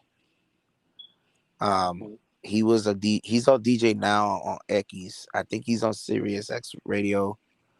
And then I think at the time he was on High 97. Okay. And introduced me to him, and he was another very big supporter of me too, because mind you, I'm getting better as I'm meeting people too. Of Like course, of as the course. days go I by, told. I yeah, was, I've been thinking that. I'm saying that's why I'm also asking you what year this is because I'm saying all those nights. yeah, That's your school, man. That's yeah, fucking. That's your high school, your college, your yep, masters, right there. yep, yep. And you know what's So. crazy? I was thinking about going to like the Full Sail School, which is in Mm-hmm, Florida, but I'm like, you know what? I'm not gonna spend $60,000, be in debt for $60,000, and mm-hmm. then come out and still not get shit. Because I know a bunch of people that went to Full Sail that Of I met course, at Fred's studio of, that of they're like, course. yo, man, don't even waste your money. It's just not it. Yeah. Whatever. Not knocking the You, school. No, no, no. You did the right thing. You had an Yeah. opportunity to meet people at a different level, a more Mm-hmm. intimate level, and you have a studio, your access where you could practice and hone in your skills. You did I think you did great. I think you did Yeah. great. So what happened with Christian? Like, did you meet somebody big? Yeah. I met CeeLo, right? Right. That's right. CeeLo's a DJ. 97. Yeah. And that's how I met Amara La Negra. She was at Oh, his studio. wow. Uh You're, yeah, I met her through him. And he introduces both. He's like, "Yo, Kev, we got to make us some fire beats. Let's make it happen." And at the time, CeeLo was just he was trying to work on himself as an executive too. So right. he was like, "Yo, let's make her beat. I'll be the DJ to drop the record, and let's make it happen. Let's win." You know, and I also met Young and May through CeeLo too, um, at his studio. So Okay. So, because now with the Amada thing, you started going to his studio to produce. yeah, Okay. so at the time when me and Christian was working, I had my own studio that I moved it to a basement in my boy's basement in Bushwick. Oh, I didn't So know I was that. recording that dude down there, but it was just felt like, it's 2 years of like That shit was in the studio, first of all. That shit was just a place where I had my setup and we had a booth. And winters it was cold, summers it was hot. It was just that shit was the fucking trap, bro. That shit was the trap. But we got so many records done out there, man. It was just crazy. So So you and started going to the huh? Go yeah, ahead, so what I was saying was, so with Fred, I started noticing like everything was slowing down. He wasn't even at the studio as much. He was barely at the studio, keep it G with you. Right. And there was no sessions going on. And then everybody that was there wasn't really, I felt like wasn't really doing nothing musically, career wise. Nothing was taking off. Everything was a bunch of just, people I felt like wasn't, I should have not invested my time. And I'm glad I did it. Right, But right. I met It some was great people. right, and that's how you got Christian, and you got the DJ Cito, right? Mm-hmm. Mm-hmm. So now you're working with Amara, and you're working in his studio. You meet Young M.A. Now, is the Young M.A. that she was popping already? She did the No, Chirac. she did the Chirac. When I met her, she already did the Chirac. So I wasn't involved in that. But she Okay, already, but she got yeah, some buzz going. she had a, bro, the Of course. buzz was real. Like, this is the first time where I actually got to feel that excitement again when I met Erick. Because we was walking down 14th Street with her manager. We was on our way to some studio because she called me and said, Most, again, everybody liked how I engineered. So if I placed the beat, it's because I feel like I got lucky, you know? But even still, like, I feel like that happens with every producer, right? I feel like every producer makes 100 beats and the artist picks one or two. Uh-huh. You know what I'm saying? That's Right, just the nature of the right, business. I now know this now. right, So right. with her, it was like, all right, Most, I like your sound, man. I think we should work. But this is her manager telling me this, and she's Uh-huh. agreeing. She's agreeing. So obviously she felt the same way. And yo, we was walking down 14th Street, bro. We must have stopped like 7 times to take pictures or sign an autograph or sign a shirt. I'm like, But, what the fuck? but so you was with Young M.A. Yeah, yeah. Okay, okay. So Now, let me mind you, I ask you was still something. working with everybody. Like, I was still working with Fred. I was still Exact. working with the guys at the studio BLG. I still have my relationship. Like, it's not like I deaded anybody. Right. It's I still, yeah. Go ahead. And you were working with Amara too, right? Yeah, yeah. Well, we was trying. I was trying to. Where Amara was more like I was trying to get her in the studio to, because we only got to do like 1 or 2 records. You know, we only got to do Okay. 1 or 2 records. Were But they with were her they was, released? Were they released? yeah, both of them is out. Yeah, What both of them are songs? out. What's the name? There's the one I produced is called "There's No Way," and then Uh-huh. there's another one that's called "What a Bam Bam." Oh, I know what of them bound. Cool, Yeah, I nice. produced that. Yeah, and Okay, so so yeah, yeah, again. so with Wamada was, we cut more records. I have way more records, but 2 of them successfully actually got released and did their thing. You know what I'm saying? Yeah. And then the What a Bam Bam became her single because it was such a hot beat. Who's Amara with at the time? Like who she was with? As far as what? Label. I think she was independent. Oh no, wait. Independent. I think she was Empire? with Naki at the time. She Okay. was she was she was working with him for a second, I believe. Okay. Yeah. So you're meeting with Young M.A. Young M.A. say, "Hey, I like this beat." Was it one of those beats that actually got released? You know what's crazy, bro? When I met Young and Man at CeeLo Studio, I gave CeeLo a catalog of beats that were just, I don't want to say that they were throwaways, but they weren't beats that Your good I shit, your prime shit. yeah, they weren't the safe. They weren't the Right. safe joints. Yo, where you at? You in DR right now? Of course, Santo Domingo, pai, capital. That's what's up, man. I actually, what's crazy? Not to get off topic, but um, I've actually only been to DR one time in my life. Wow. Only got there once, and I went to Wow. Las Terrenas, and I had a great time there. I went with Gemstar. No, but in Las Terrenas, if you don't have a good time, you're dead. Literally, Yeah, you're like 6 feet under. Terrenas is a yeah, nice place. It's beautiful, and yeah, people go there to party. yeah, yeah. You had a good Uh, time. I, I had a great time. I went to shoot a video with with Gemstar. Mm. He was the song. He's the guy that was on the song by Oye Mi Canto with Nori, Daddy Yankee, and everything. So anyway, so Oh with yeah, him, yeah, yeah. yeah. Shout out to Gemstar too. That's my man's. And yeah. So we went to DR and we went to shoot a video of a song that I did with him. And you know, we stood 5 days. Plus, it was his birthday, shit like that. And he was like, "Yo, man, I bought your plane ticket. You coming with me?" I'm like, "All right, cool, we out." And I yeah, think he he came was with yo. interviewed. I think he was interviewed with here, and I think I heard his story, which is pretty incredible.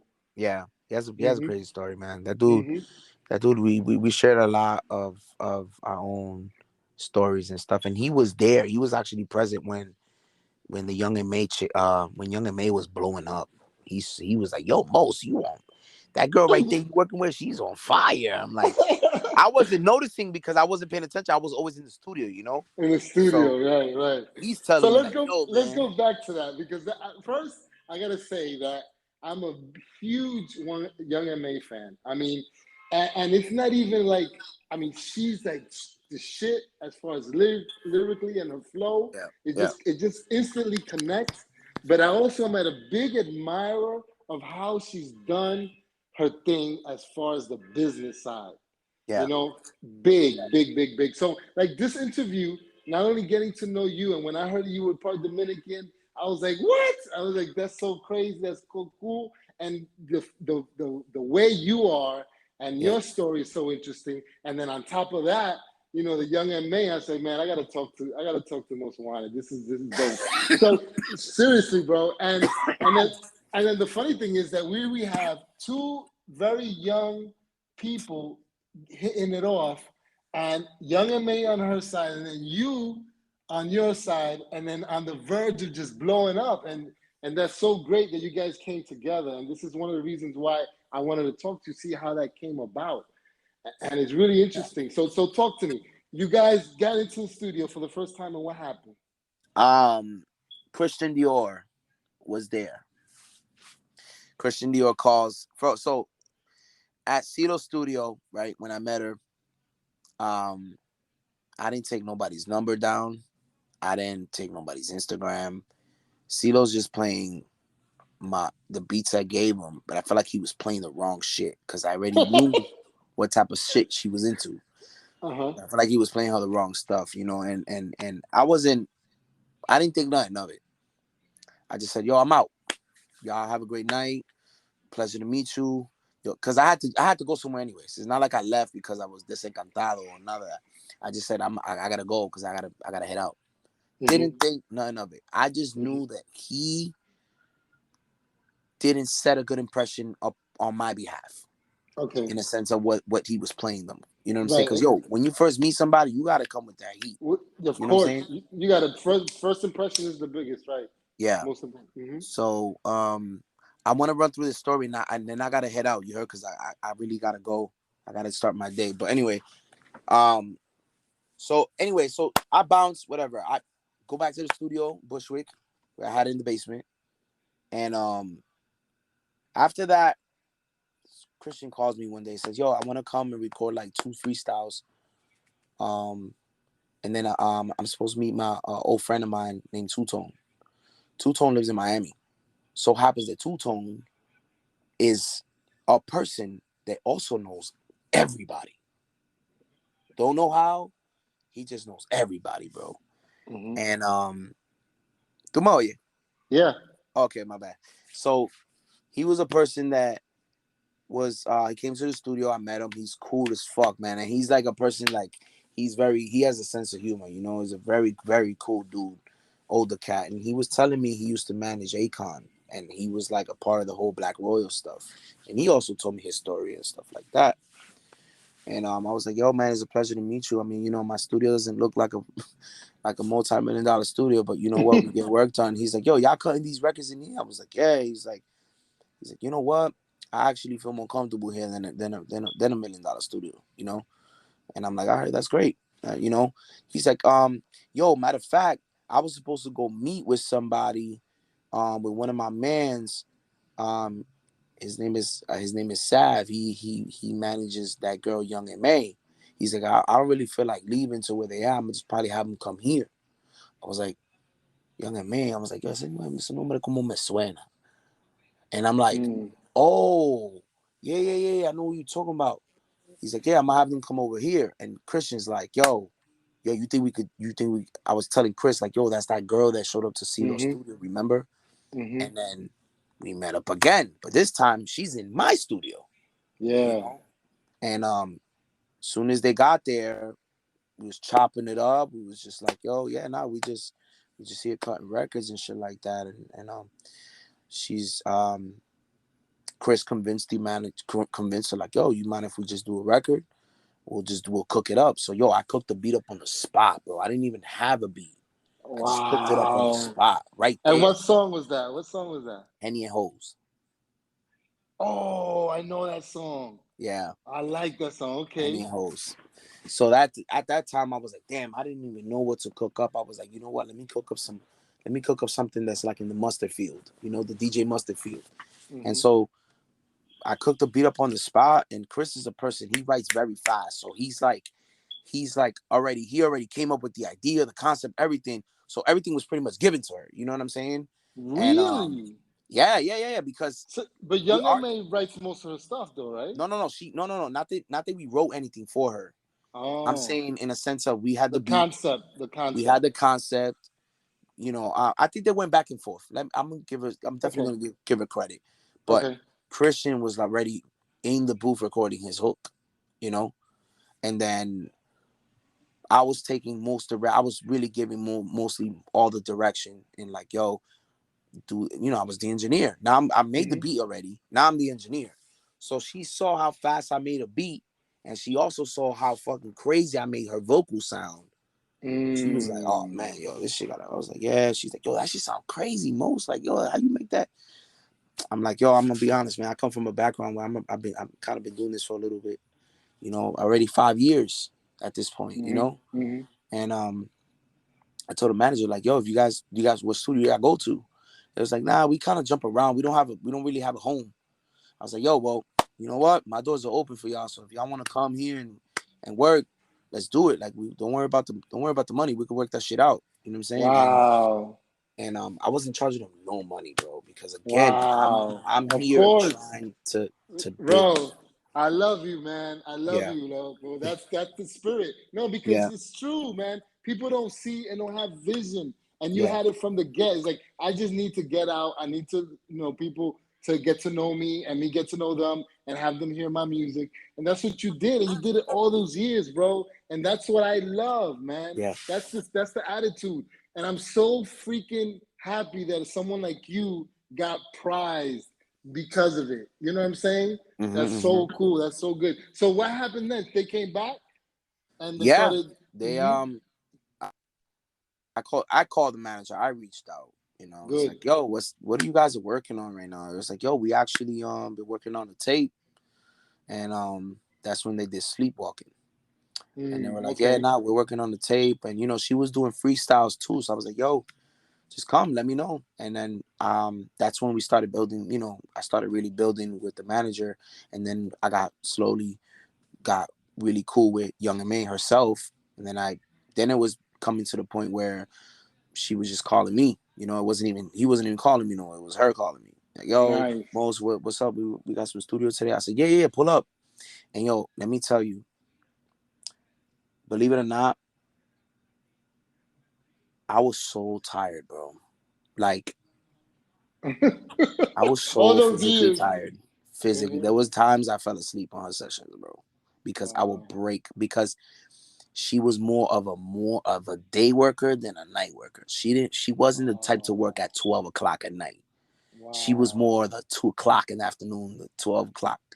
So imagínate, yo hasta las 9 de la mañana dormía, pisado. Busting your ass, yeah. And working, then waking you know what I'm saying? Like, I'm up to 9 in the morning, just either doing homework or just that was my sleep schedule, Beats. And there was so some name of the songs you started doing and that started picking up, it made you get motivated.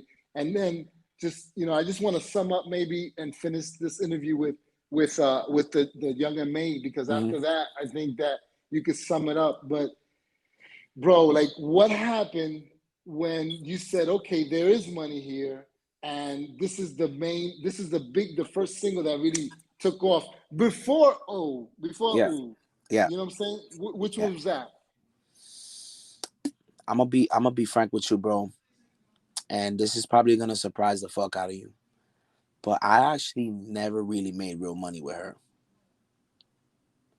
I Really? actually never. No, we there was a thing that we had. I got so many records. I have about five to eight records that she's never dropped that I produced myself, right? Mm-hmm. But you know, at the there was a big misunderstanding between me, her, managers, right? Um, with her records, again, I'm looking for exposure and I'm looking for an artist that I can win with. And me and her had this conversation about that, right? Because I said, look, I feel like every artist has to have a DJ, a producer, and an engineer that's tight, meaning it has to be the biggest team, it has to be the strong team. You know what I mean? Mm-hmm. Drake and 40, you know, Dr. Mm-hmm. Dre and Snoop Dogg, Mm-hmm. uh, Timberland and Nelly Furtado, or Timberland and Missy Elliott. Right. Those were tight duos, and those people make millions of dollars. You know what I mean? Mm-hmm. Mind Mm-hmm. you, I'm an artist too. Mm-hmm. I know how to sing. I know how to write music. I know how to do that. It wasn't my focus because it wasn't my focus. It wasn't something that I wanted to do. You know Right. what I'm saying? But unfortunately, bro, a lot of people think something because I've never talked about this. This is the first time I even share this. But, me and her, we've talked about, yo, this is what we're gonna do, whatever, whatever, whatever. But our artist is blowing up, super famous, making hundreds of thousands, if not hundreds of thousands of dollars that they never seen money before. I I just didn't understand what was going on. You know, there was a point where I was seeing her every week. Then there was a point that I was seeing her every other month, one time. You know, and so if I'm like, okay, cool. Can somebody pick up the phone and just kind of check up on me, like what's going on? And I knew they were busy because I wasn't trying to be in that pressure, but like my like I told you, bro, like my career was it was more valleys than peaks, if Mm-hmm. I was to describe it. Mm-hmm. Um, I made the phone call like, yo, that's another thing. I would try to call her, I would text her, and I wouldn't get nothing back. And then when I would call the manager, I was getting a vibe of like he was annoyed with me. So I'm like, Mm-hmm. yo, yo no sé lo que está pasando. Like I'm just doing my job. I helped put this project together, you Mm-hmm. know. So before the OOO stuff, we were recording a lot. And, for me, like, I'm like, yo, you know what? It's cool, man. Because I just want you to help me build me, you know? Mm-hmm. So Mm-hmm. at least let's try to successfully do that because you were already on your way out. I was already seeing that. Like, Yeah. I already knew she was going to be something. I just didn't know when it was going to happen.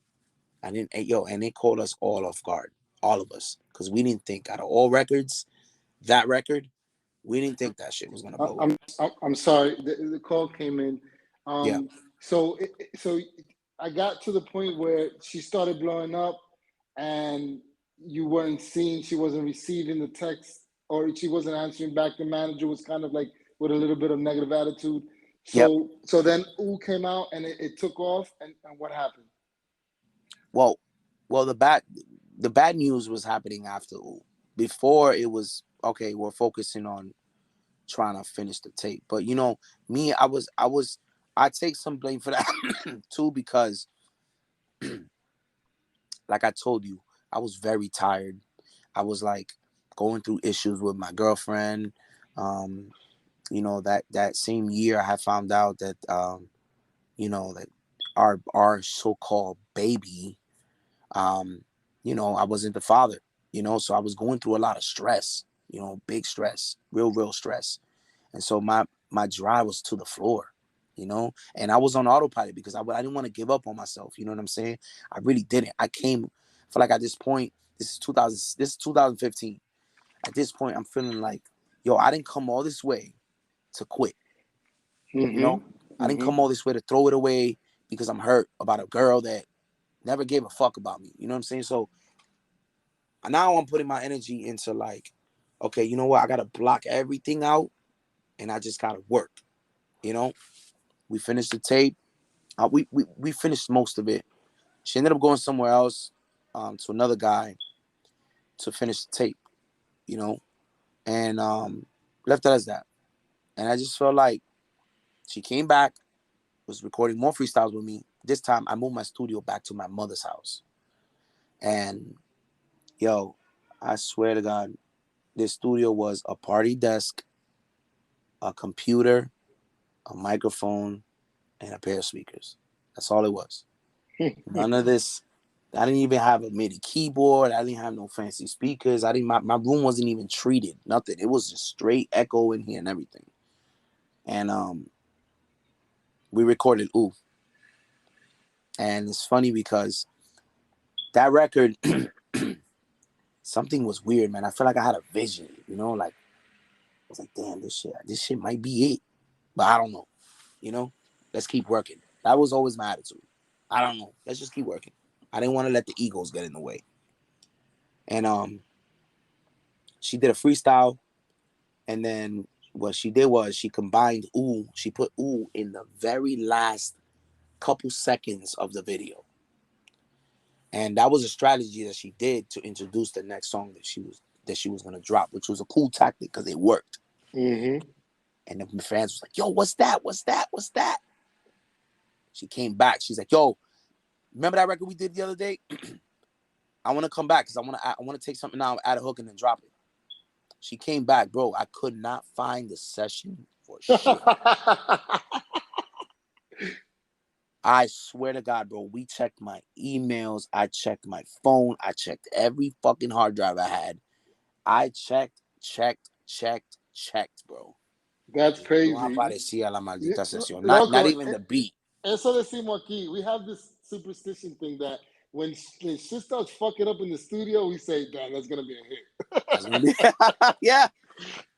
Now, let me tell you, my records like the Scooby-Doo Papa, for example, I was just the engineer to that. And I helped do some production in a sense of putting the song together, but I wasn't the producer. A lot of people think I made the beat. I didn't make the beat. I just was the producer to the record. You know what I'm saying?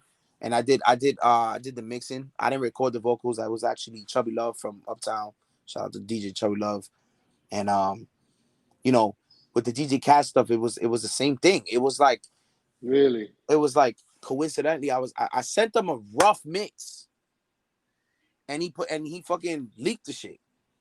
And when he leaked it, shit blew up overnight. Wow. Kazz, I wasn't even done, bro. Like, why? Wow. Like, pero, and he was like, "Oh, fuck that! I'm gonna drop this shit right now," because he was like, he was engaging with his fans. And that was. I'm sorry. Go ahead. Yeah, go ahead. And that shit blew up overnight, bro. Like literally 3 days later.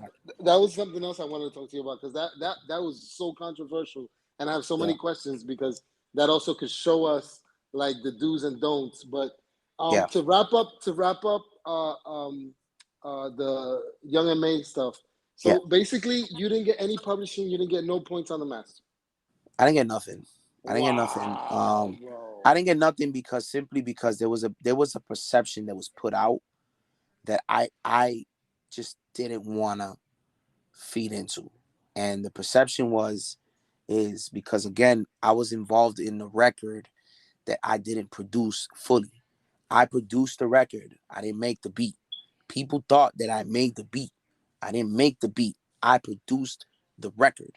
But still, producers still have to get publishing because I was involved in really making that shit where it is. Even the producer called me. He's like, yo, man, you made that shit sound crazy, man. Like, yo, I appreciate. I'm like, yeah, that's great, man. But I wish I would have got a piece of the pie. He's like, yo, I would give you. You know what I'm saying? So, but it was a perception that got sold that it wasn't supposed to be that. You get what I'm saying? So that's why I was focusing on let's drop this other record You know what I mean? And we dropped Eat, the freestyle, the lock Mhm. shit. Now Mhm. that I produced 100%. The OooUuu Okay. stuff that I did too. You know, I had to change the kick around. I had to do mad shit to that beat. So I am involved. I am a producer of the record, but I never Right. got credited. And I Wow. got very upset about that. You know, Right. I I could got very imagine. upset. I was very bothered. And you know, I wish that it would have been different. I wish I would have had insight that all the shit was gonna happen. I would have went about it way differently. Now, did You you know? talk? Did you talk to Young M.A. after that? What did she tell you? No, What happened? so the attitude that I was getting from them was like, don't ask us questions, if not, you're gonna get cut off. That's the type of vibe I was getting. And Wow. it felt like walking on eggshells, you know, because I'm like, damn, like I just helped you Yeah, make your yeah. biggest fucking hit Without a penny. without no paper work, Hmm. nothing, you know. But And let me ask you something. Did you sign off your rights? Like, did you sign a split or no, we something? didn't do no splits because by the time I was trying to do that, she was so big that I didn't even have contact with anybody. And you didn't have, and you don't have, they didn't even give you like a work for hire? They did. They Oh, gave me a work for hire, but not for OooUuu. They gave it to me for Eat, which was a huge mistake I made because I was chasing the money. This is a point in my life where I did a turnover of it's no longer about the passion. I just want to get paid because I'm already right, discouraged about all the drama that I right. didn't mention to you in this interview. A lot of stuff happened throughout those years where it was just like, yo, you know what? I'm done. You know, Personal like I stuff. can't be nice no more. You know, Hmm. I gotta, you know, I'm already 23, 24 years old. I'm getting too old for this. I'm broke all the time. I can't be, you know, like I got this. I helped this artist record her big record, and it's like I couldn't even get a fucking call But back. Like, yo, look, but I got an opportunity for you. but You ready? but You know, but most you didn't sign off your rights on OooUuu. that's the conversation that I had with the attorney, but with the attorney that was helping me strive the deals with the other songs that did get released. Uh-huh. Um, but he was telling me like, yo, there's really no argument because the copyright is the copyright belongs to you, Doug. You know, and so for me, I couldn't even fight that. I had to prove it. How do I have to prove it? Did I have it videos? No. Did I have pictures? No. Do you have? You know, he was just asking me a bunch of questions like, Yeah, do you have but the this? master recording was the file you gave in, you turned in. But there So at the was end no of the record. day, See, the thing is, there was no record of that because every time, this is my mistake. Mistake number one: email every fucking thing. Doesn't matter if mhm, it's a session. Doesn't matter if it's a picture. Doesn't matter if it's even a signature. right. Email it because email is the only proof you're gonna have that's super valid in court. You got what I'm saying? How about the hard disk in your computer? The hard disk, it couldn't prove it though because it has to be something that it shows me that I gave it to her. This shit is released. Yeah, I mean, Isn't that proof enough? yeah, I'm gonna be honest with you. It wasn't even a fight I wasn't even trying to look forward to.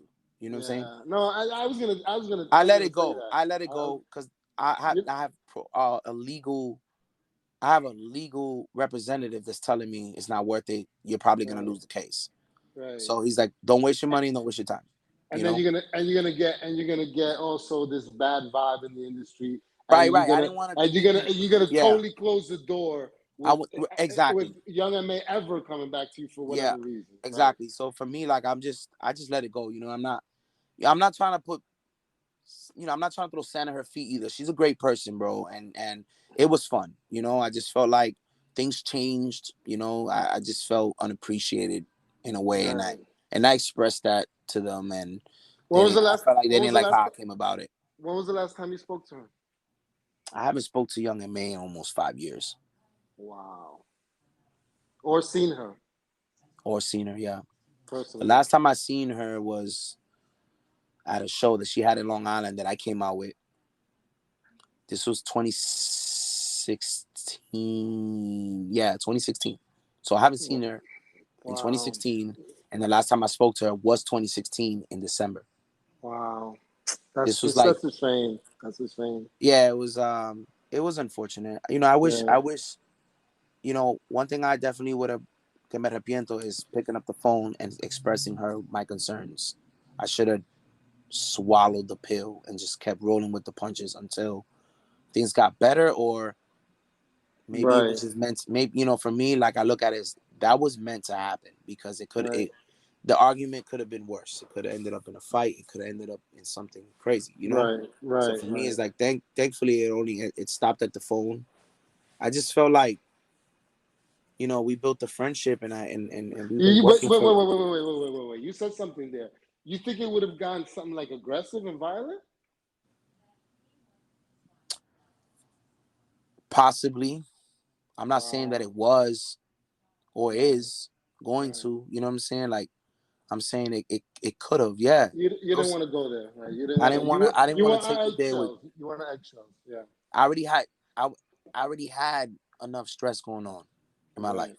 Right. Right. Last thing I need is to end up in jail because one of her guys Right. is trying to mess with me. You know, Right. and I knew Right. everybody in the team, so nobody. I felt like nobody was gonna do that. I didn't. I didn't feel danger, but you know, sometimes things can go there Yeah. just off the small shit. You know, so for Yeah. me, like I was just like, you know what, it's cool. I remember when, you know, I felt so depressed, man, because I just felt like, damn, man, Of course. I literally got the door shut in my face over a misunderstanding of something Yeah. that was misunderstood about me. Yeah. You know, Yeah. and I fell into a very deep depression about that shit. Cause yo, I got this record that's playing. I open my fucking window to my room, the record's playing. I go On shopping in shoes, the the record. record's playing. I turn on my car on the radio, the record's Oh playing. my I God, open man. Instagram, everybody is fucking making memes, is making the whole nine.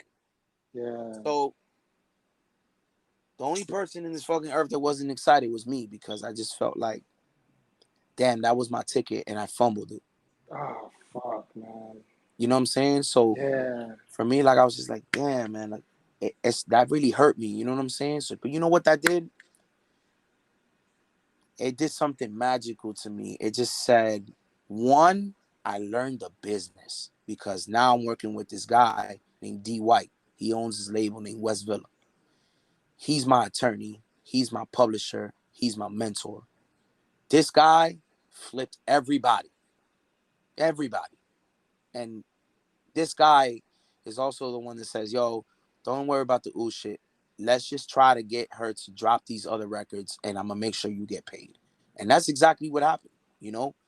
Um, but at the same time, I finally realized, like, I wasn't being valued as a person, you know?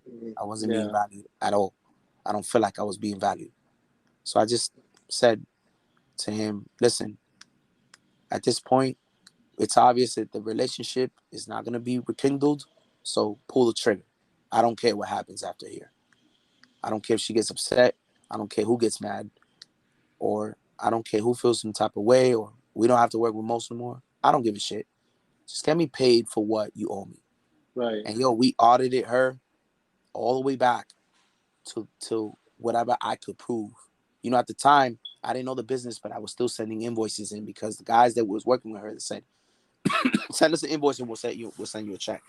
And yo, bro, Right. I was getting paid like $150 for 8 hours. Wow.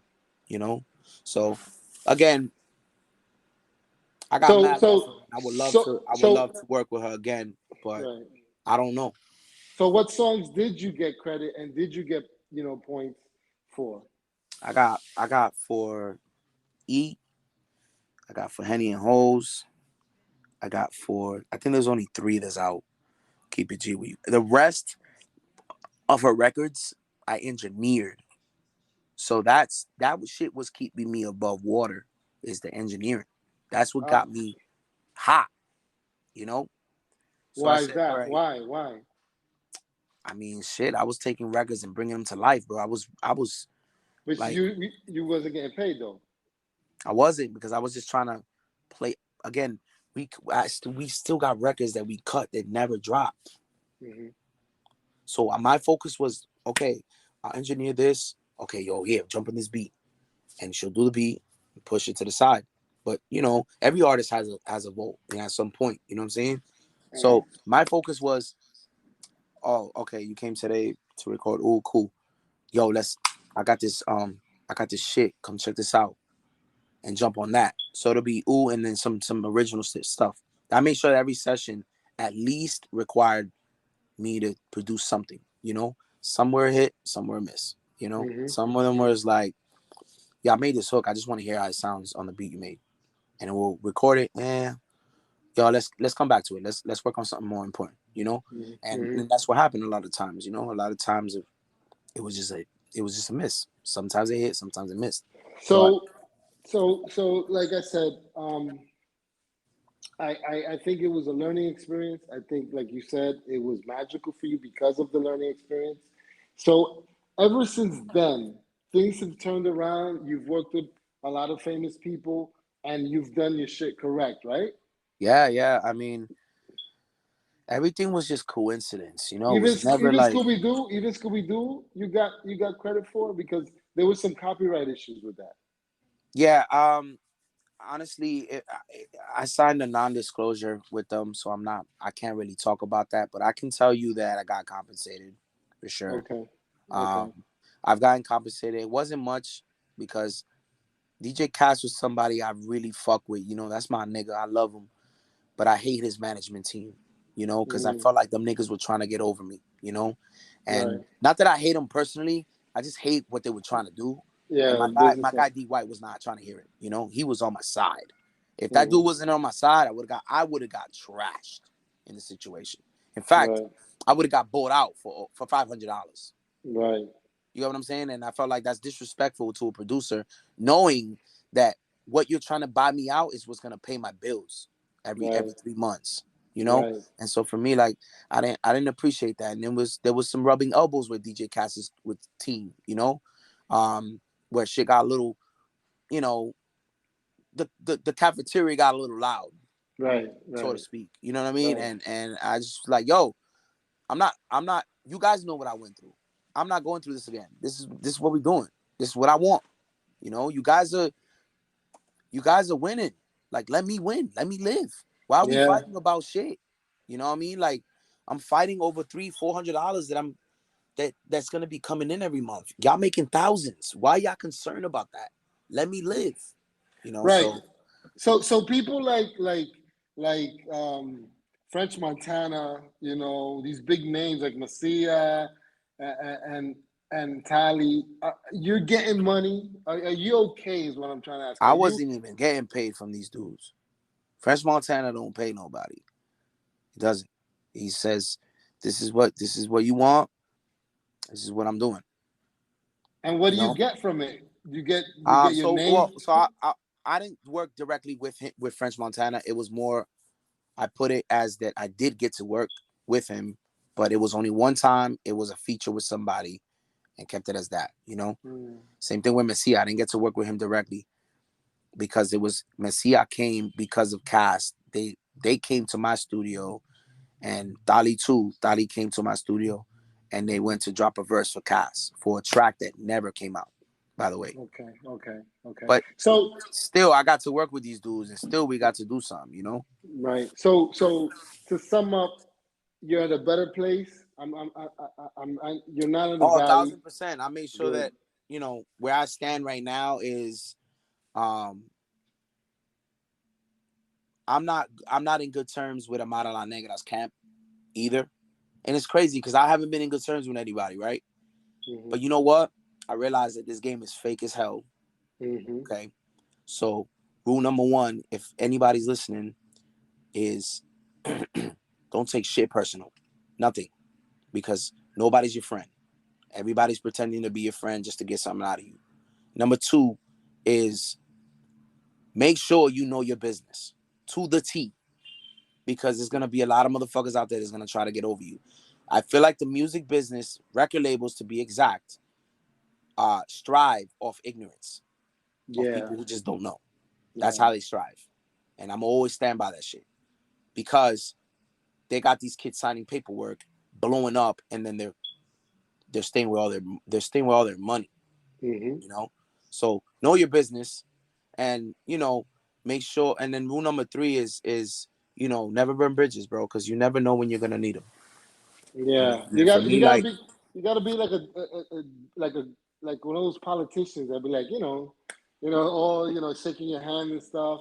You mhm. gotta be like hypocrita. You know what I'm saying? That's what Yeah, you I've gotta be a learned, hypocrite. Absolutely, and absolutely. that's been the hardest for me because Yeah, I hate absolutely. doing that. 1,000. For me, for example, like I'm all about loyalty, and I'm all about just being a real person, and that's what I did. I genuinely helped Young and May. I genuinely helped Christian Dior. I tried to genuinely really be a good person to DJ Kazz. And I still am, and I'm grateful that the fact that I call him and he picks up my calls. Even after I've never argued with Kazz directly with him, but with his management team. I'm not throwing no sand in their feet too, because they're great people. Right, But at the end of the day, y'all try to play me, and I'm gonna always say that shit. right, I got right. emails. I can show you what's up. You know what I mean? Like I don't play that shit. So for me, like where I stand right now is I've been just more focusing on mixing records, and I got this artist named MRG right now that he's been my friend the whole process, and he's been putting his chips in his basket, and he's like, I'm going for this shit 1,000%. I said, I'm here for you. So I'm promoting him. That's the only artist I'm working with right now. Everybody else, I cut him off because I just felt like I was wasting my time. Right, right. You know? Well, Papa, thank you so much. Yeah. Especially knowing that it's your birthday today. I hope Yeah, you I'm have 29, baby. wow, felicidades, bro. I hope Yeah, you you know the have a vibes. blast. And Yeah. really, I think you're an awesome person, bro. I think Thank that you. respect to you for the struggle and for your sincerity. And I'm honored, bro. De verdad. Thank you so Yeah. much for this interview. I want to make a comment about something before we wrap up. Um, First of all, thank you for this interview. I think it's a major thing for me. The fact that I have somebody wanting to interview me. 'Cause I've had this before where people wanted to interview me, but it was in behalf of like, yo, can I interview Young M.A? Or can I interview Christian Dior? Or can I interview Amara La Negra? Or can I interview DJ Kazz? And it's like, I need somebody to want to really hear me out. You know what I'm saying? And I feel like this opportunity was given to me in the grace of God. You know what I mean? Even though we tried 6,000 times. But you know what? Today, on my birthday, I said, I got to make sure that I make this happen. So, Carry but also, I just feel like I said, the perception that was given with the OooUuu record and the perception that the DJ Kazz, I just feel like a lot of people don't understand the purpose or the importance it is to be an engineer too. And I just feel like they need to be held up as much as a producer and because we're creators too. You know what I'm saying? Right. Yep. And I just feel like people haven't truly heard what I'm capable of doing yet, and I'm working on that. So I'm here Carry grinding. I'm here to do what I got to do, and I'm not going nowhere. And I'm gonna keep grinding Así until es. until I get my Grammy and my. I got plaques already. I got plaques. I'm 6 times you, platinum. You know what I mean? Like, you it's gotta cool. send me pics. You gotta send me pics. I want to see Yeah, yeah, those, yeah. I got man. the plaques. Yeah, I'll send you a picture. I got plaques already. I got the Okay, plaques Alfredo. for Scooby Doo Papa. I was credited as an engineer, and then I got the plaques for OooUuu. I made my own plaque for OooUuu, Good for but you. you know, they made me a plaque. I didn't like it. I didn't like how they spelled my name. I told them to throw that shit out. Yeah, no. It's disrespectful to spell somebody's name wrong. You know? Definitely something so important. And you know why it's spelled wrong? Because they forgot to put DJ. That to me, you already spelled my name wrong. I'm not most wanted. Exactly. I'm DJ most wanted. Yep. Kevin Cruz. Bro, thank you so much. Bless, man. Yeah, yeah, And word. I wish the best for you. And this is, for me, this is only the start of at least a working relationship. I really want to get your name out here in DR. I think Yeah, there's a I'm lot of working. talents Yeah. that could work with you. Hmm. And hopefully something great will come up, okay? Yeah, let's do that. Vámonos. Thank you, Papa. Ya tú Have a sabes. good one. You Bye. too. Peace.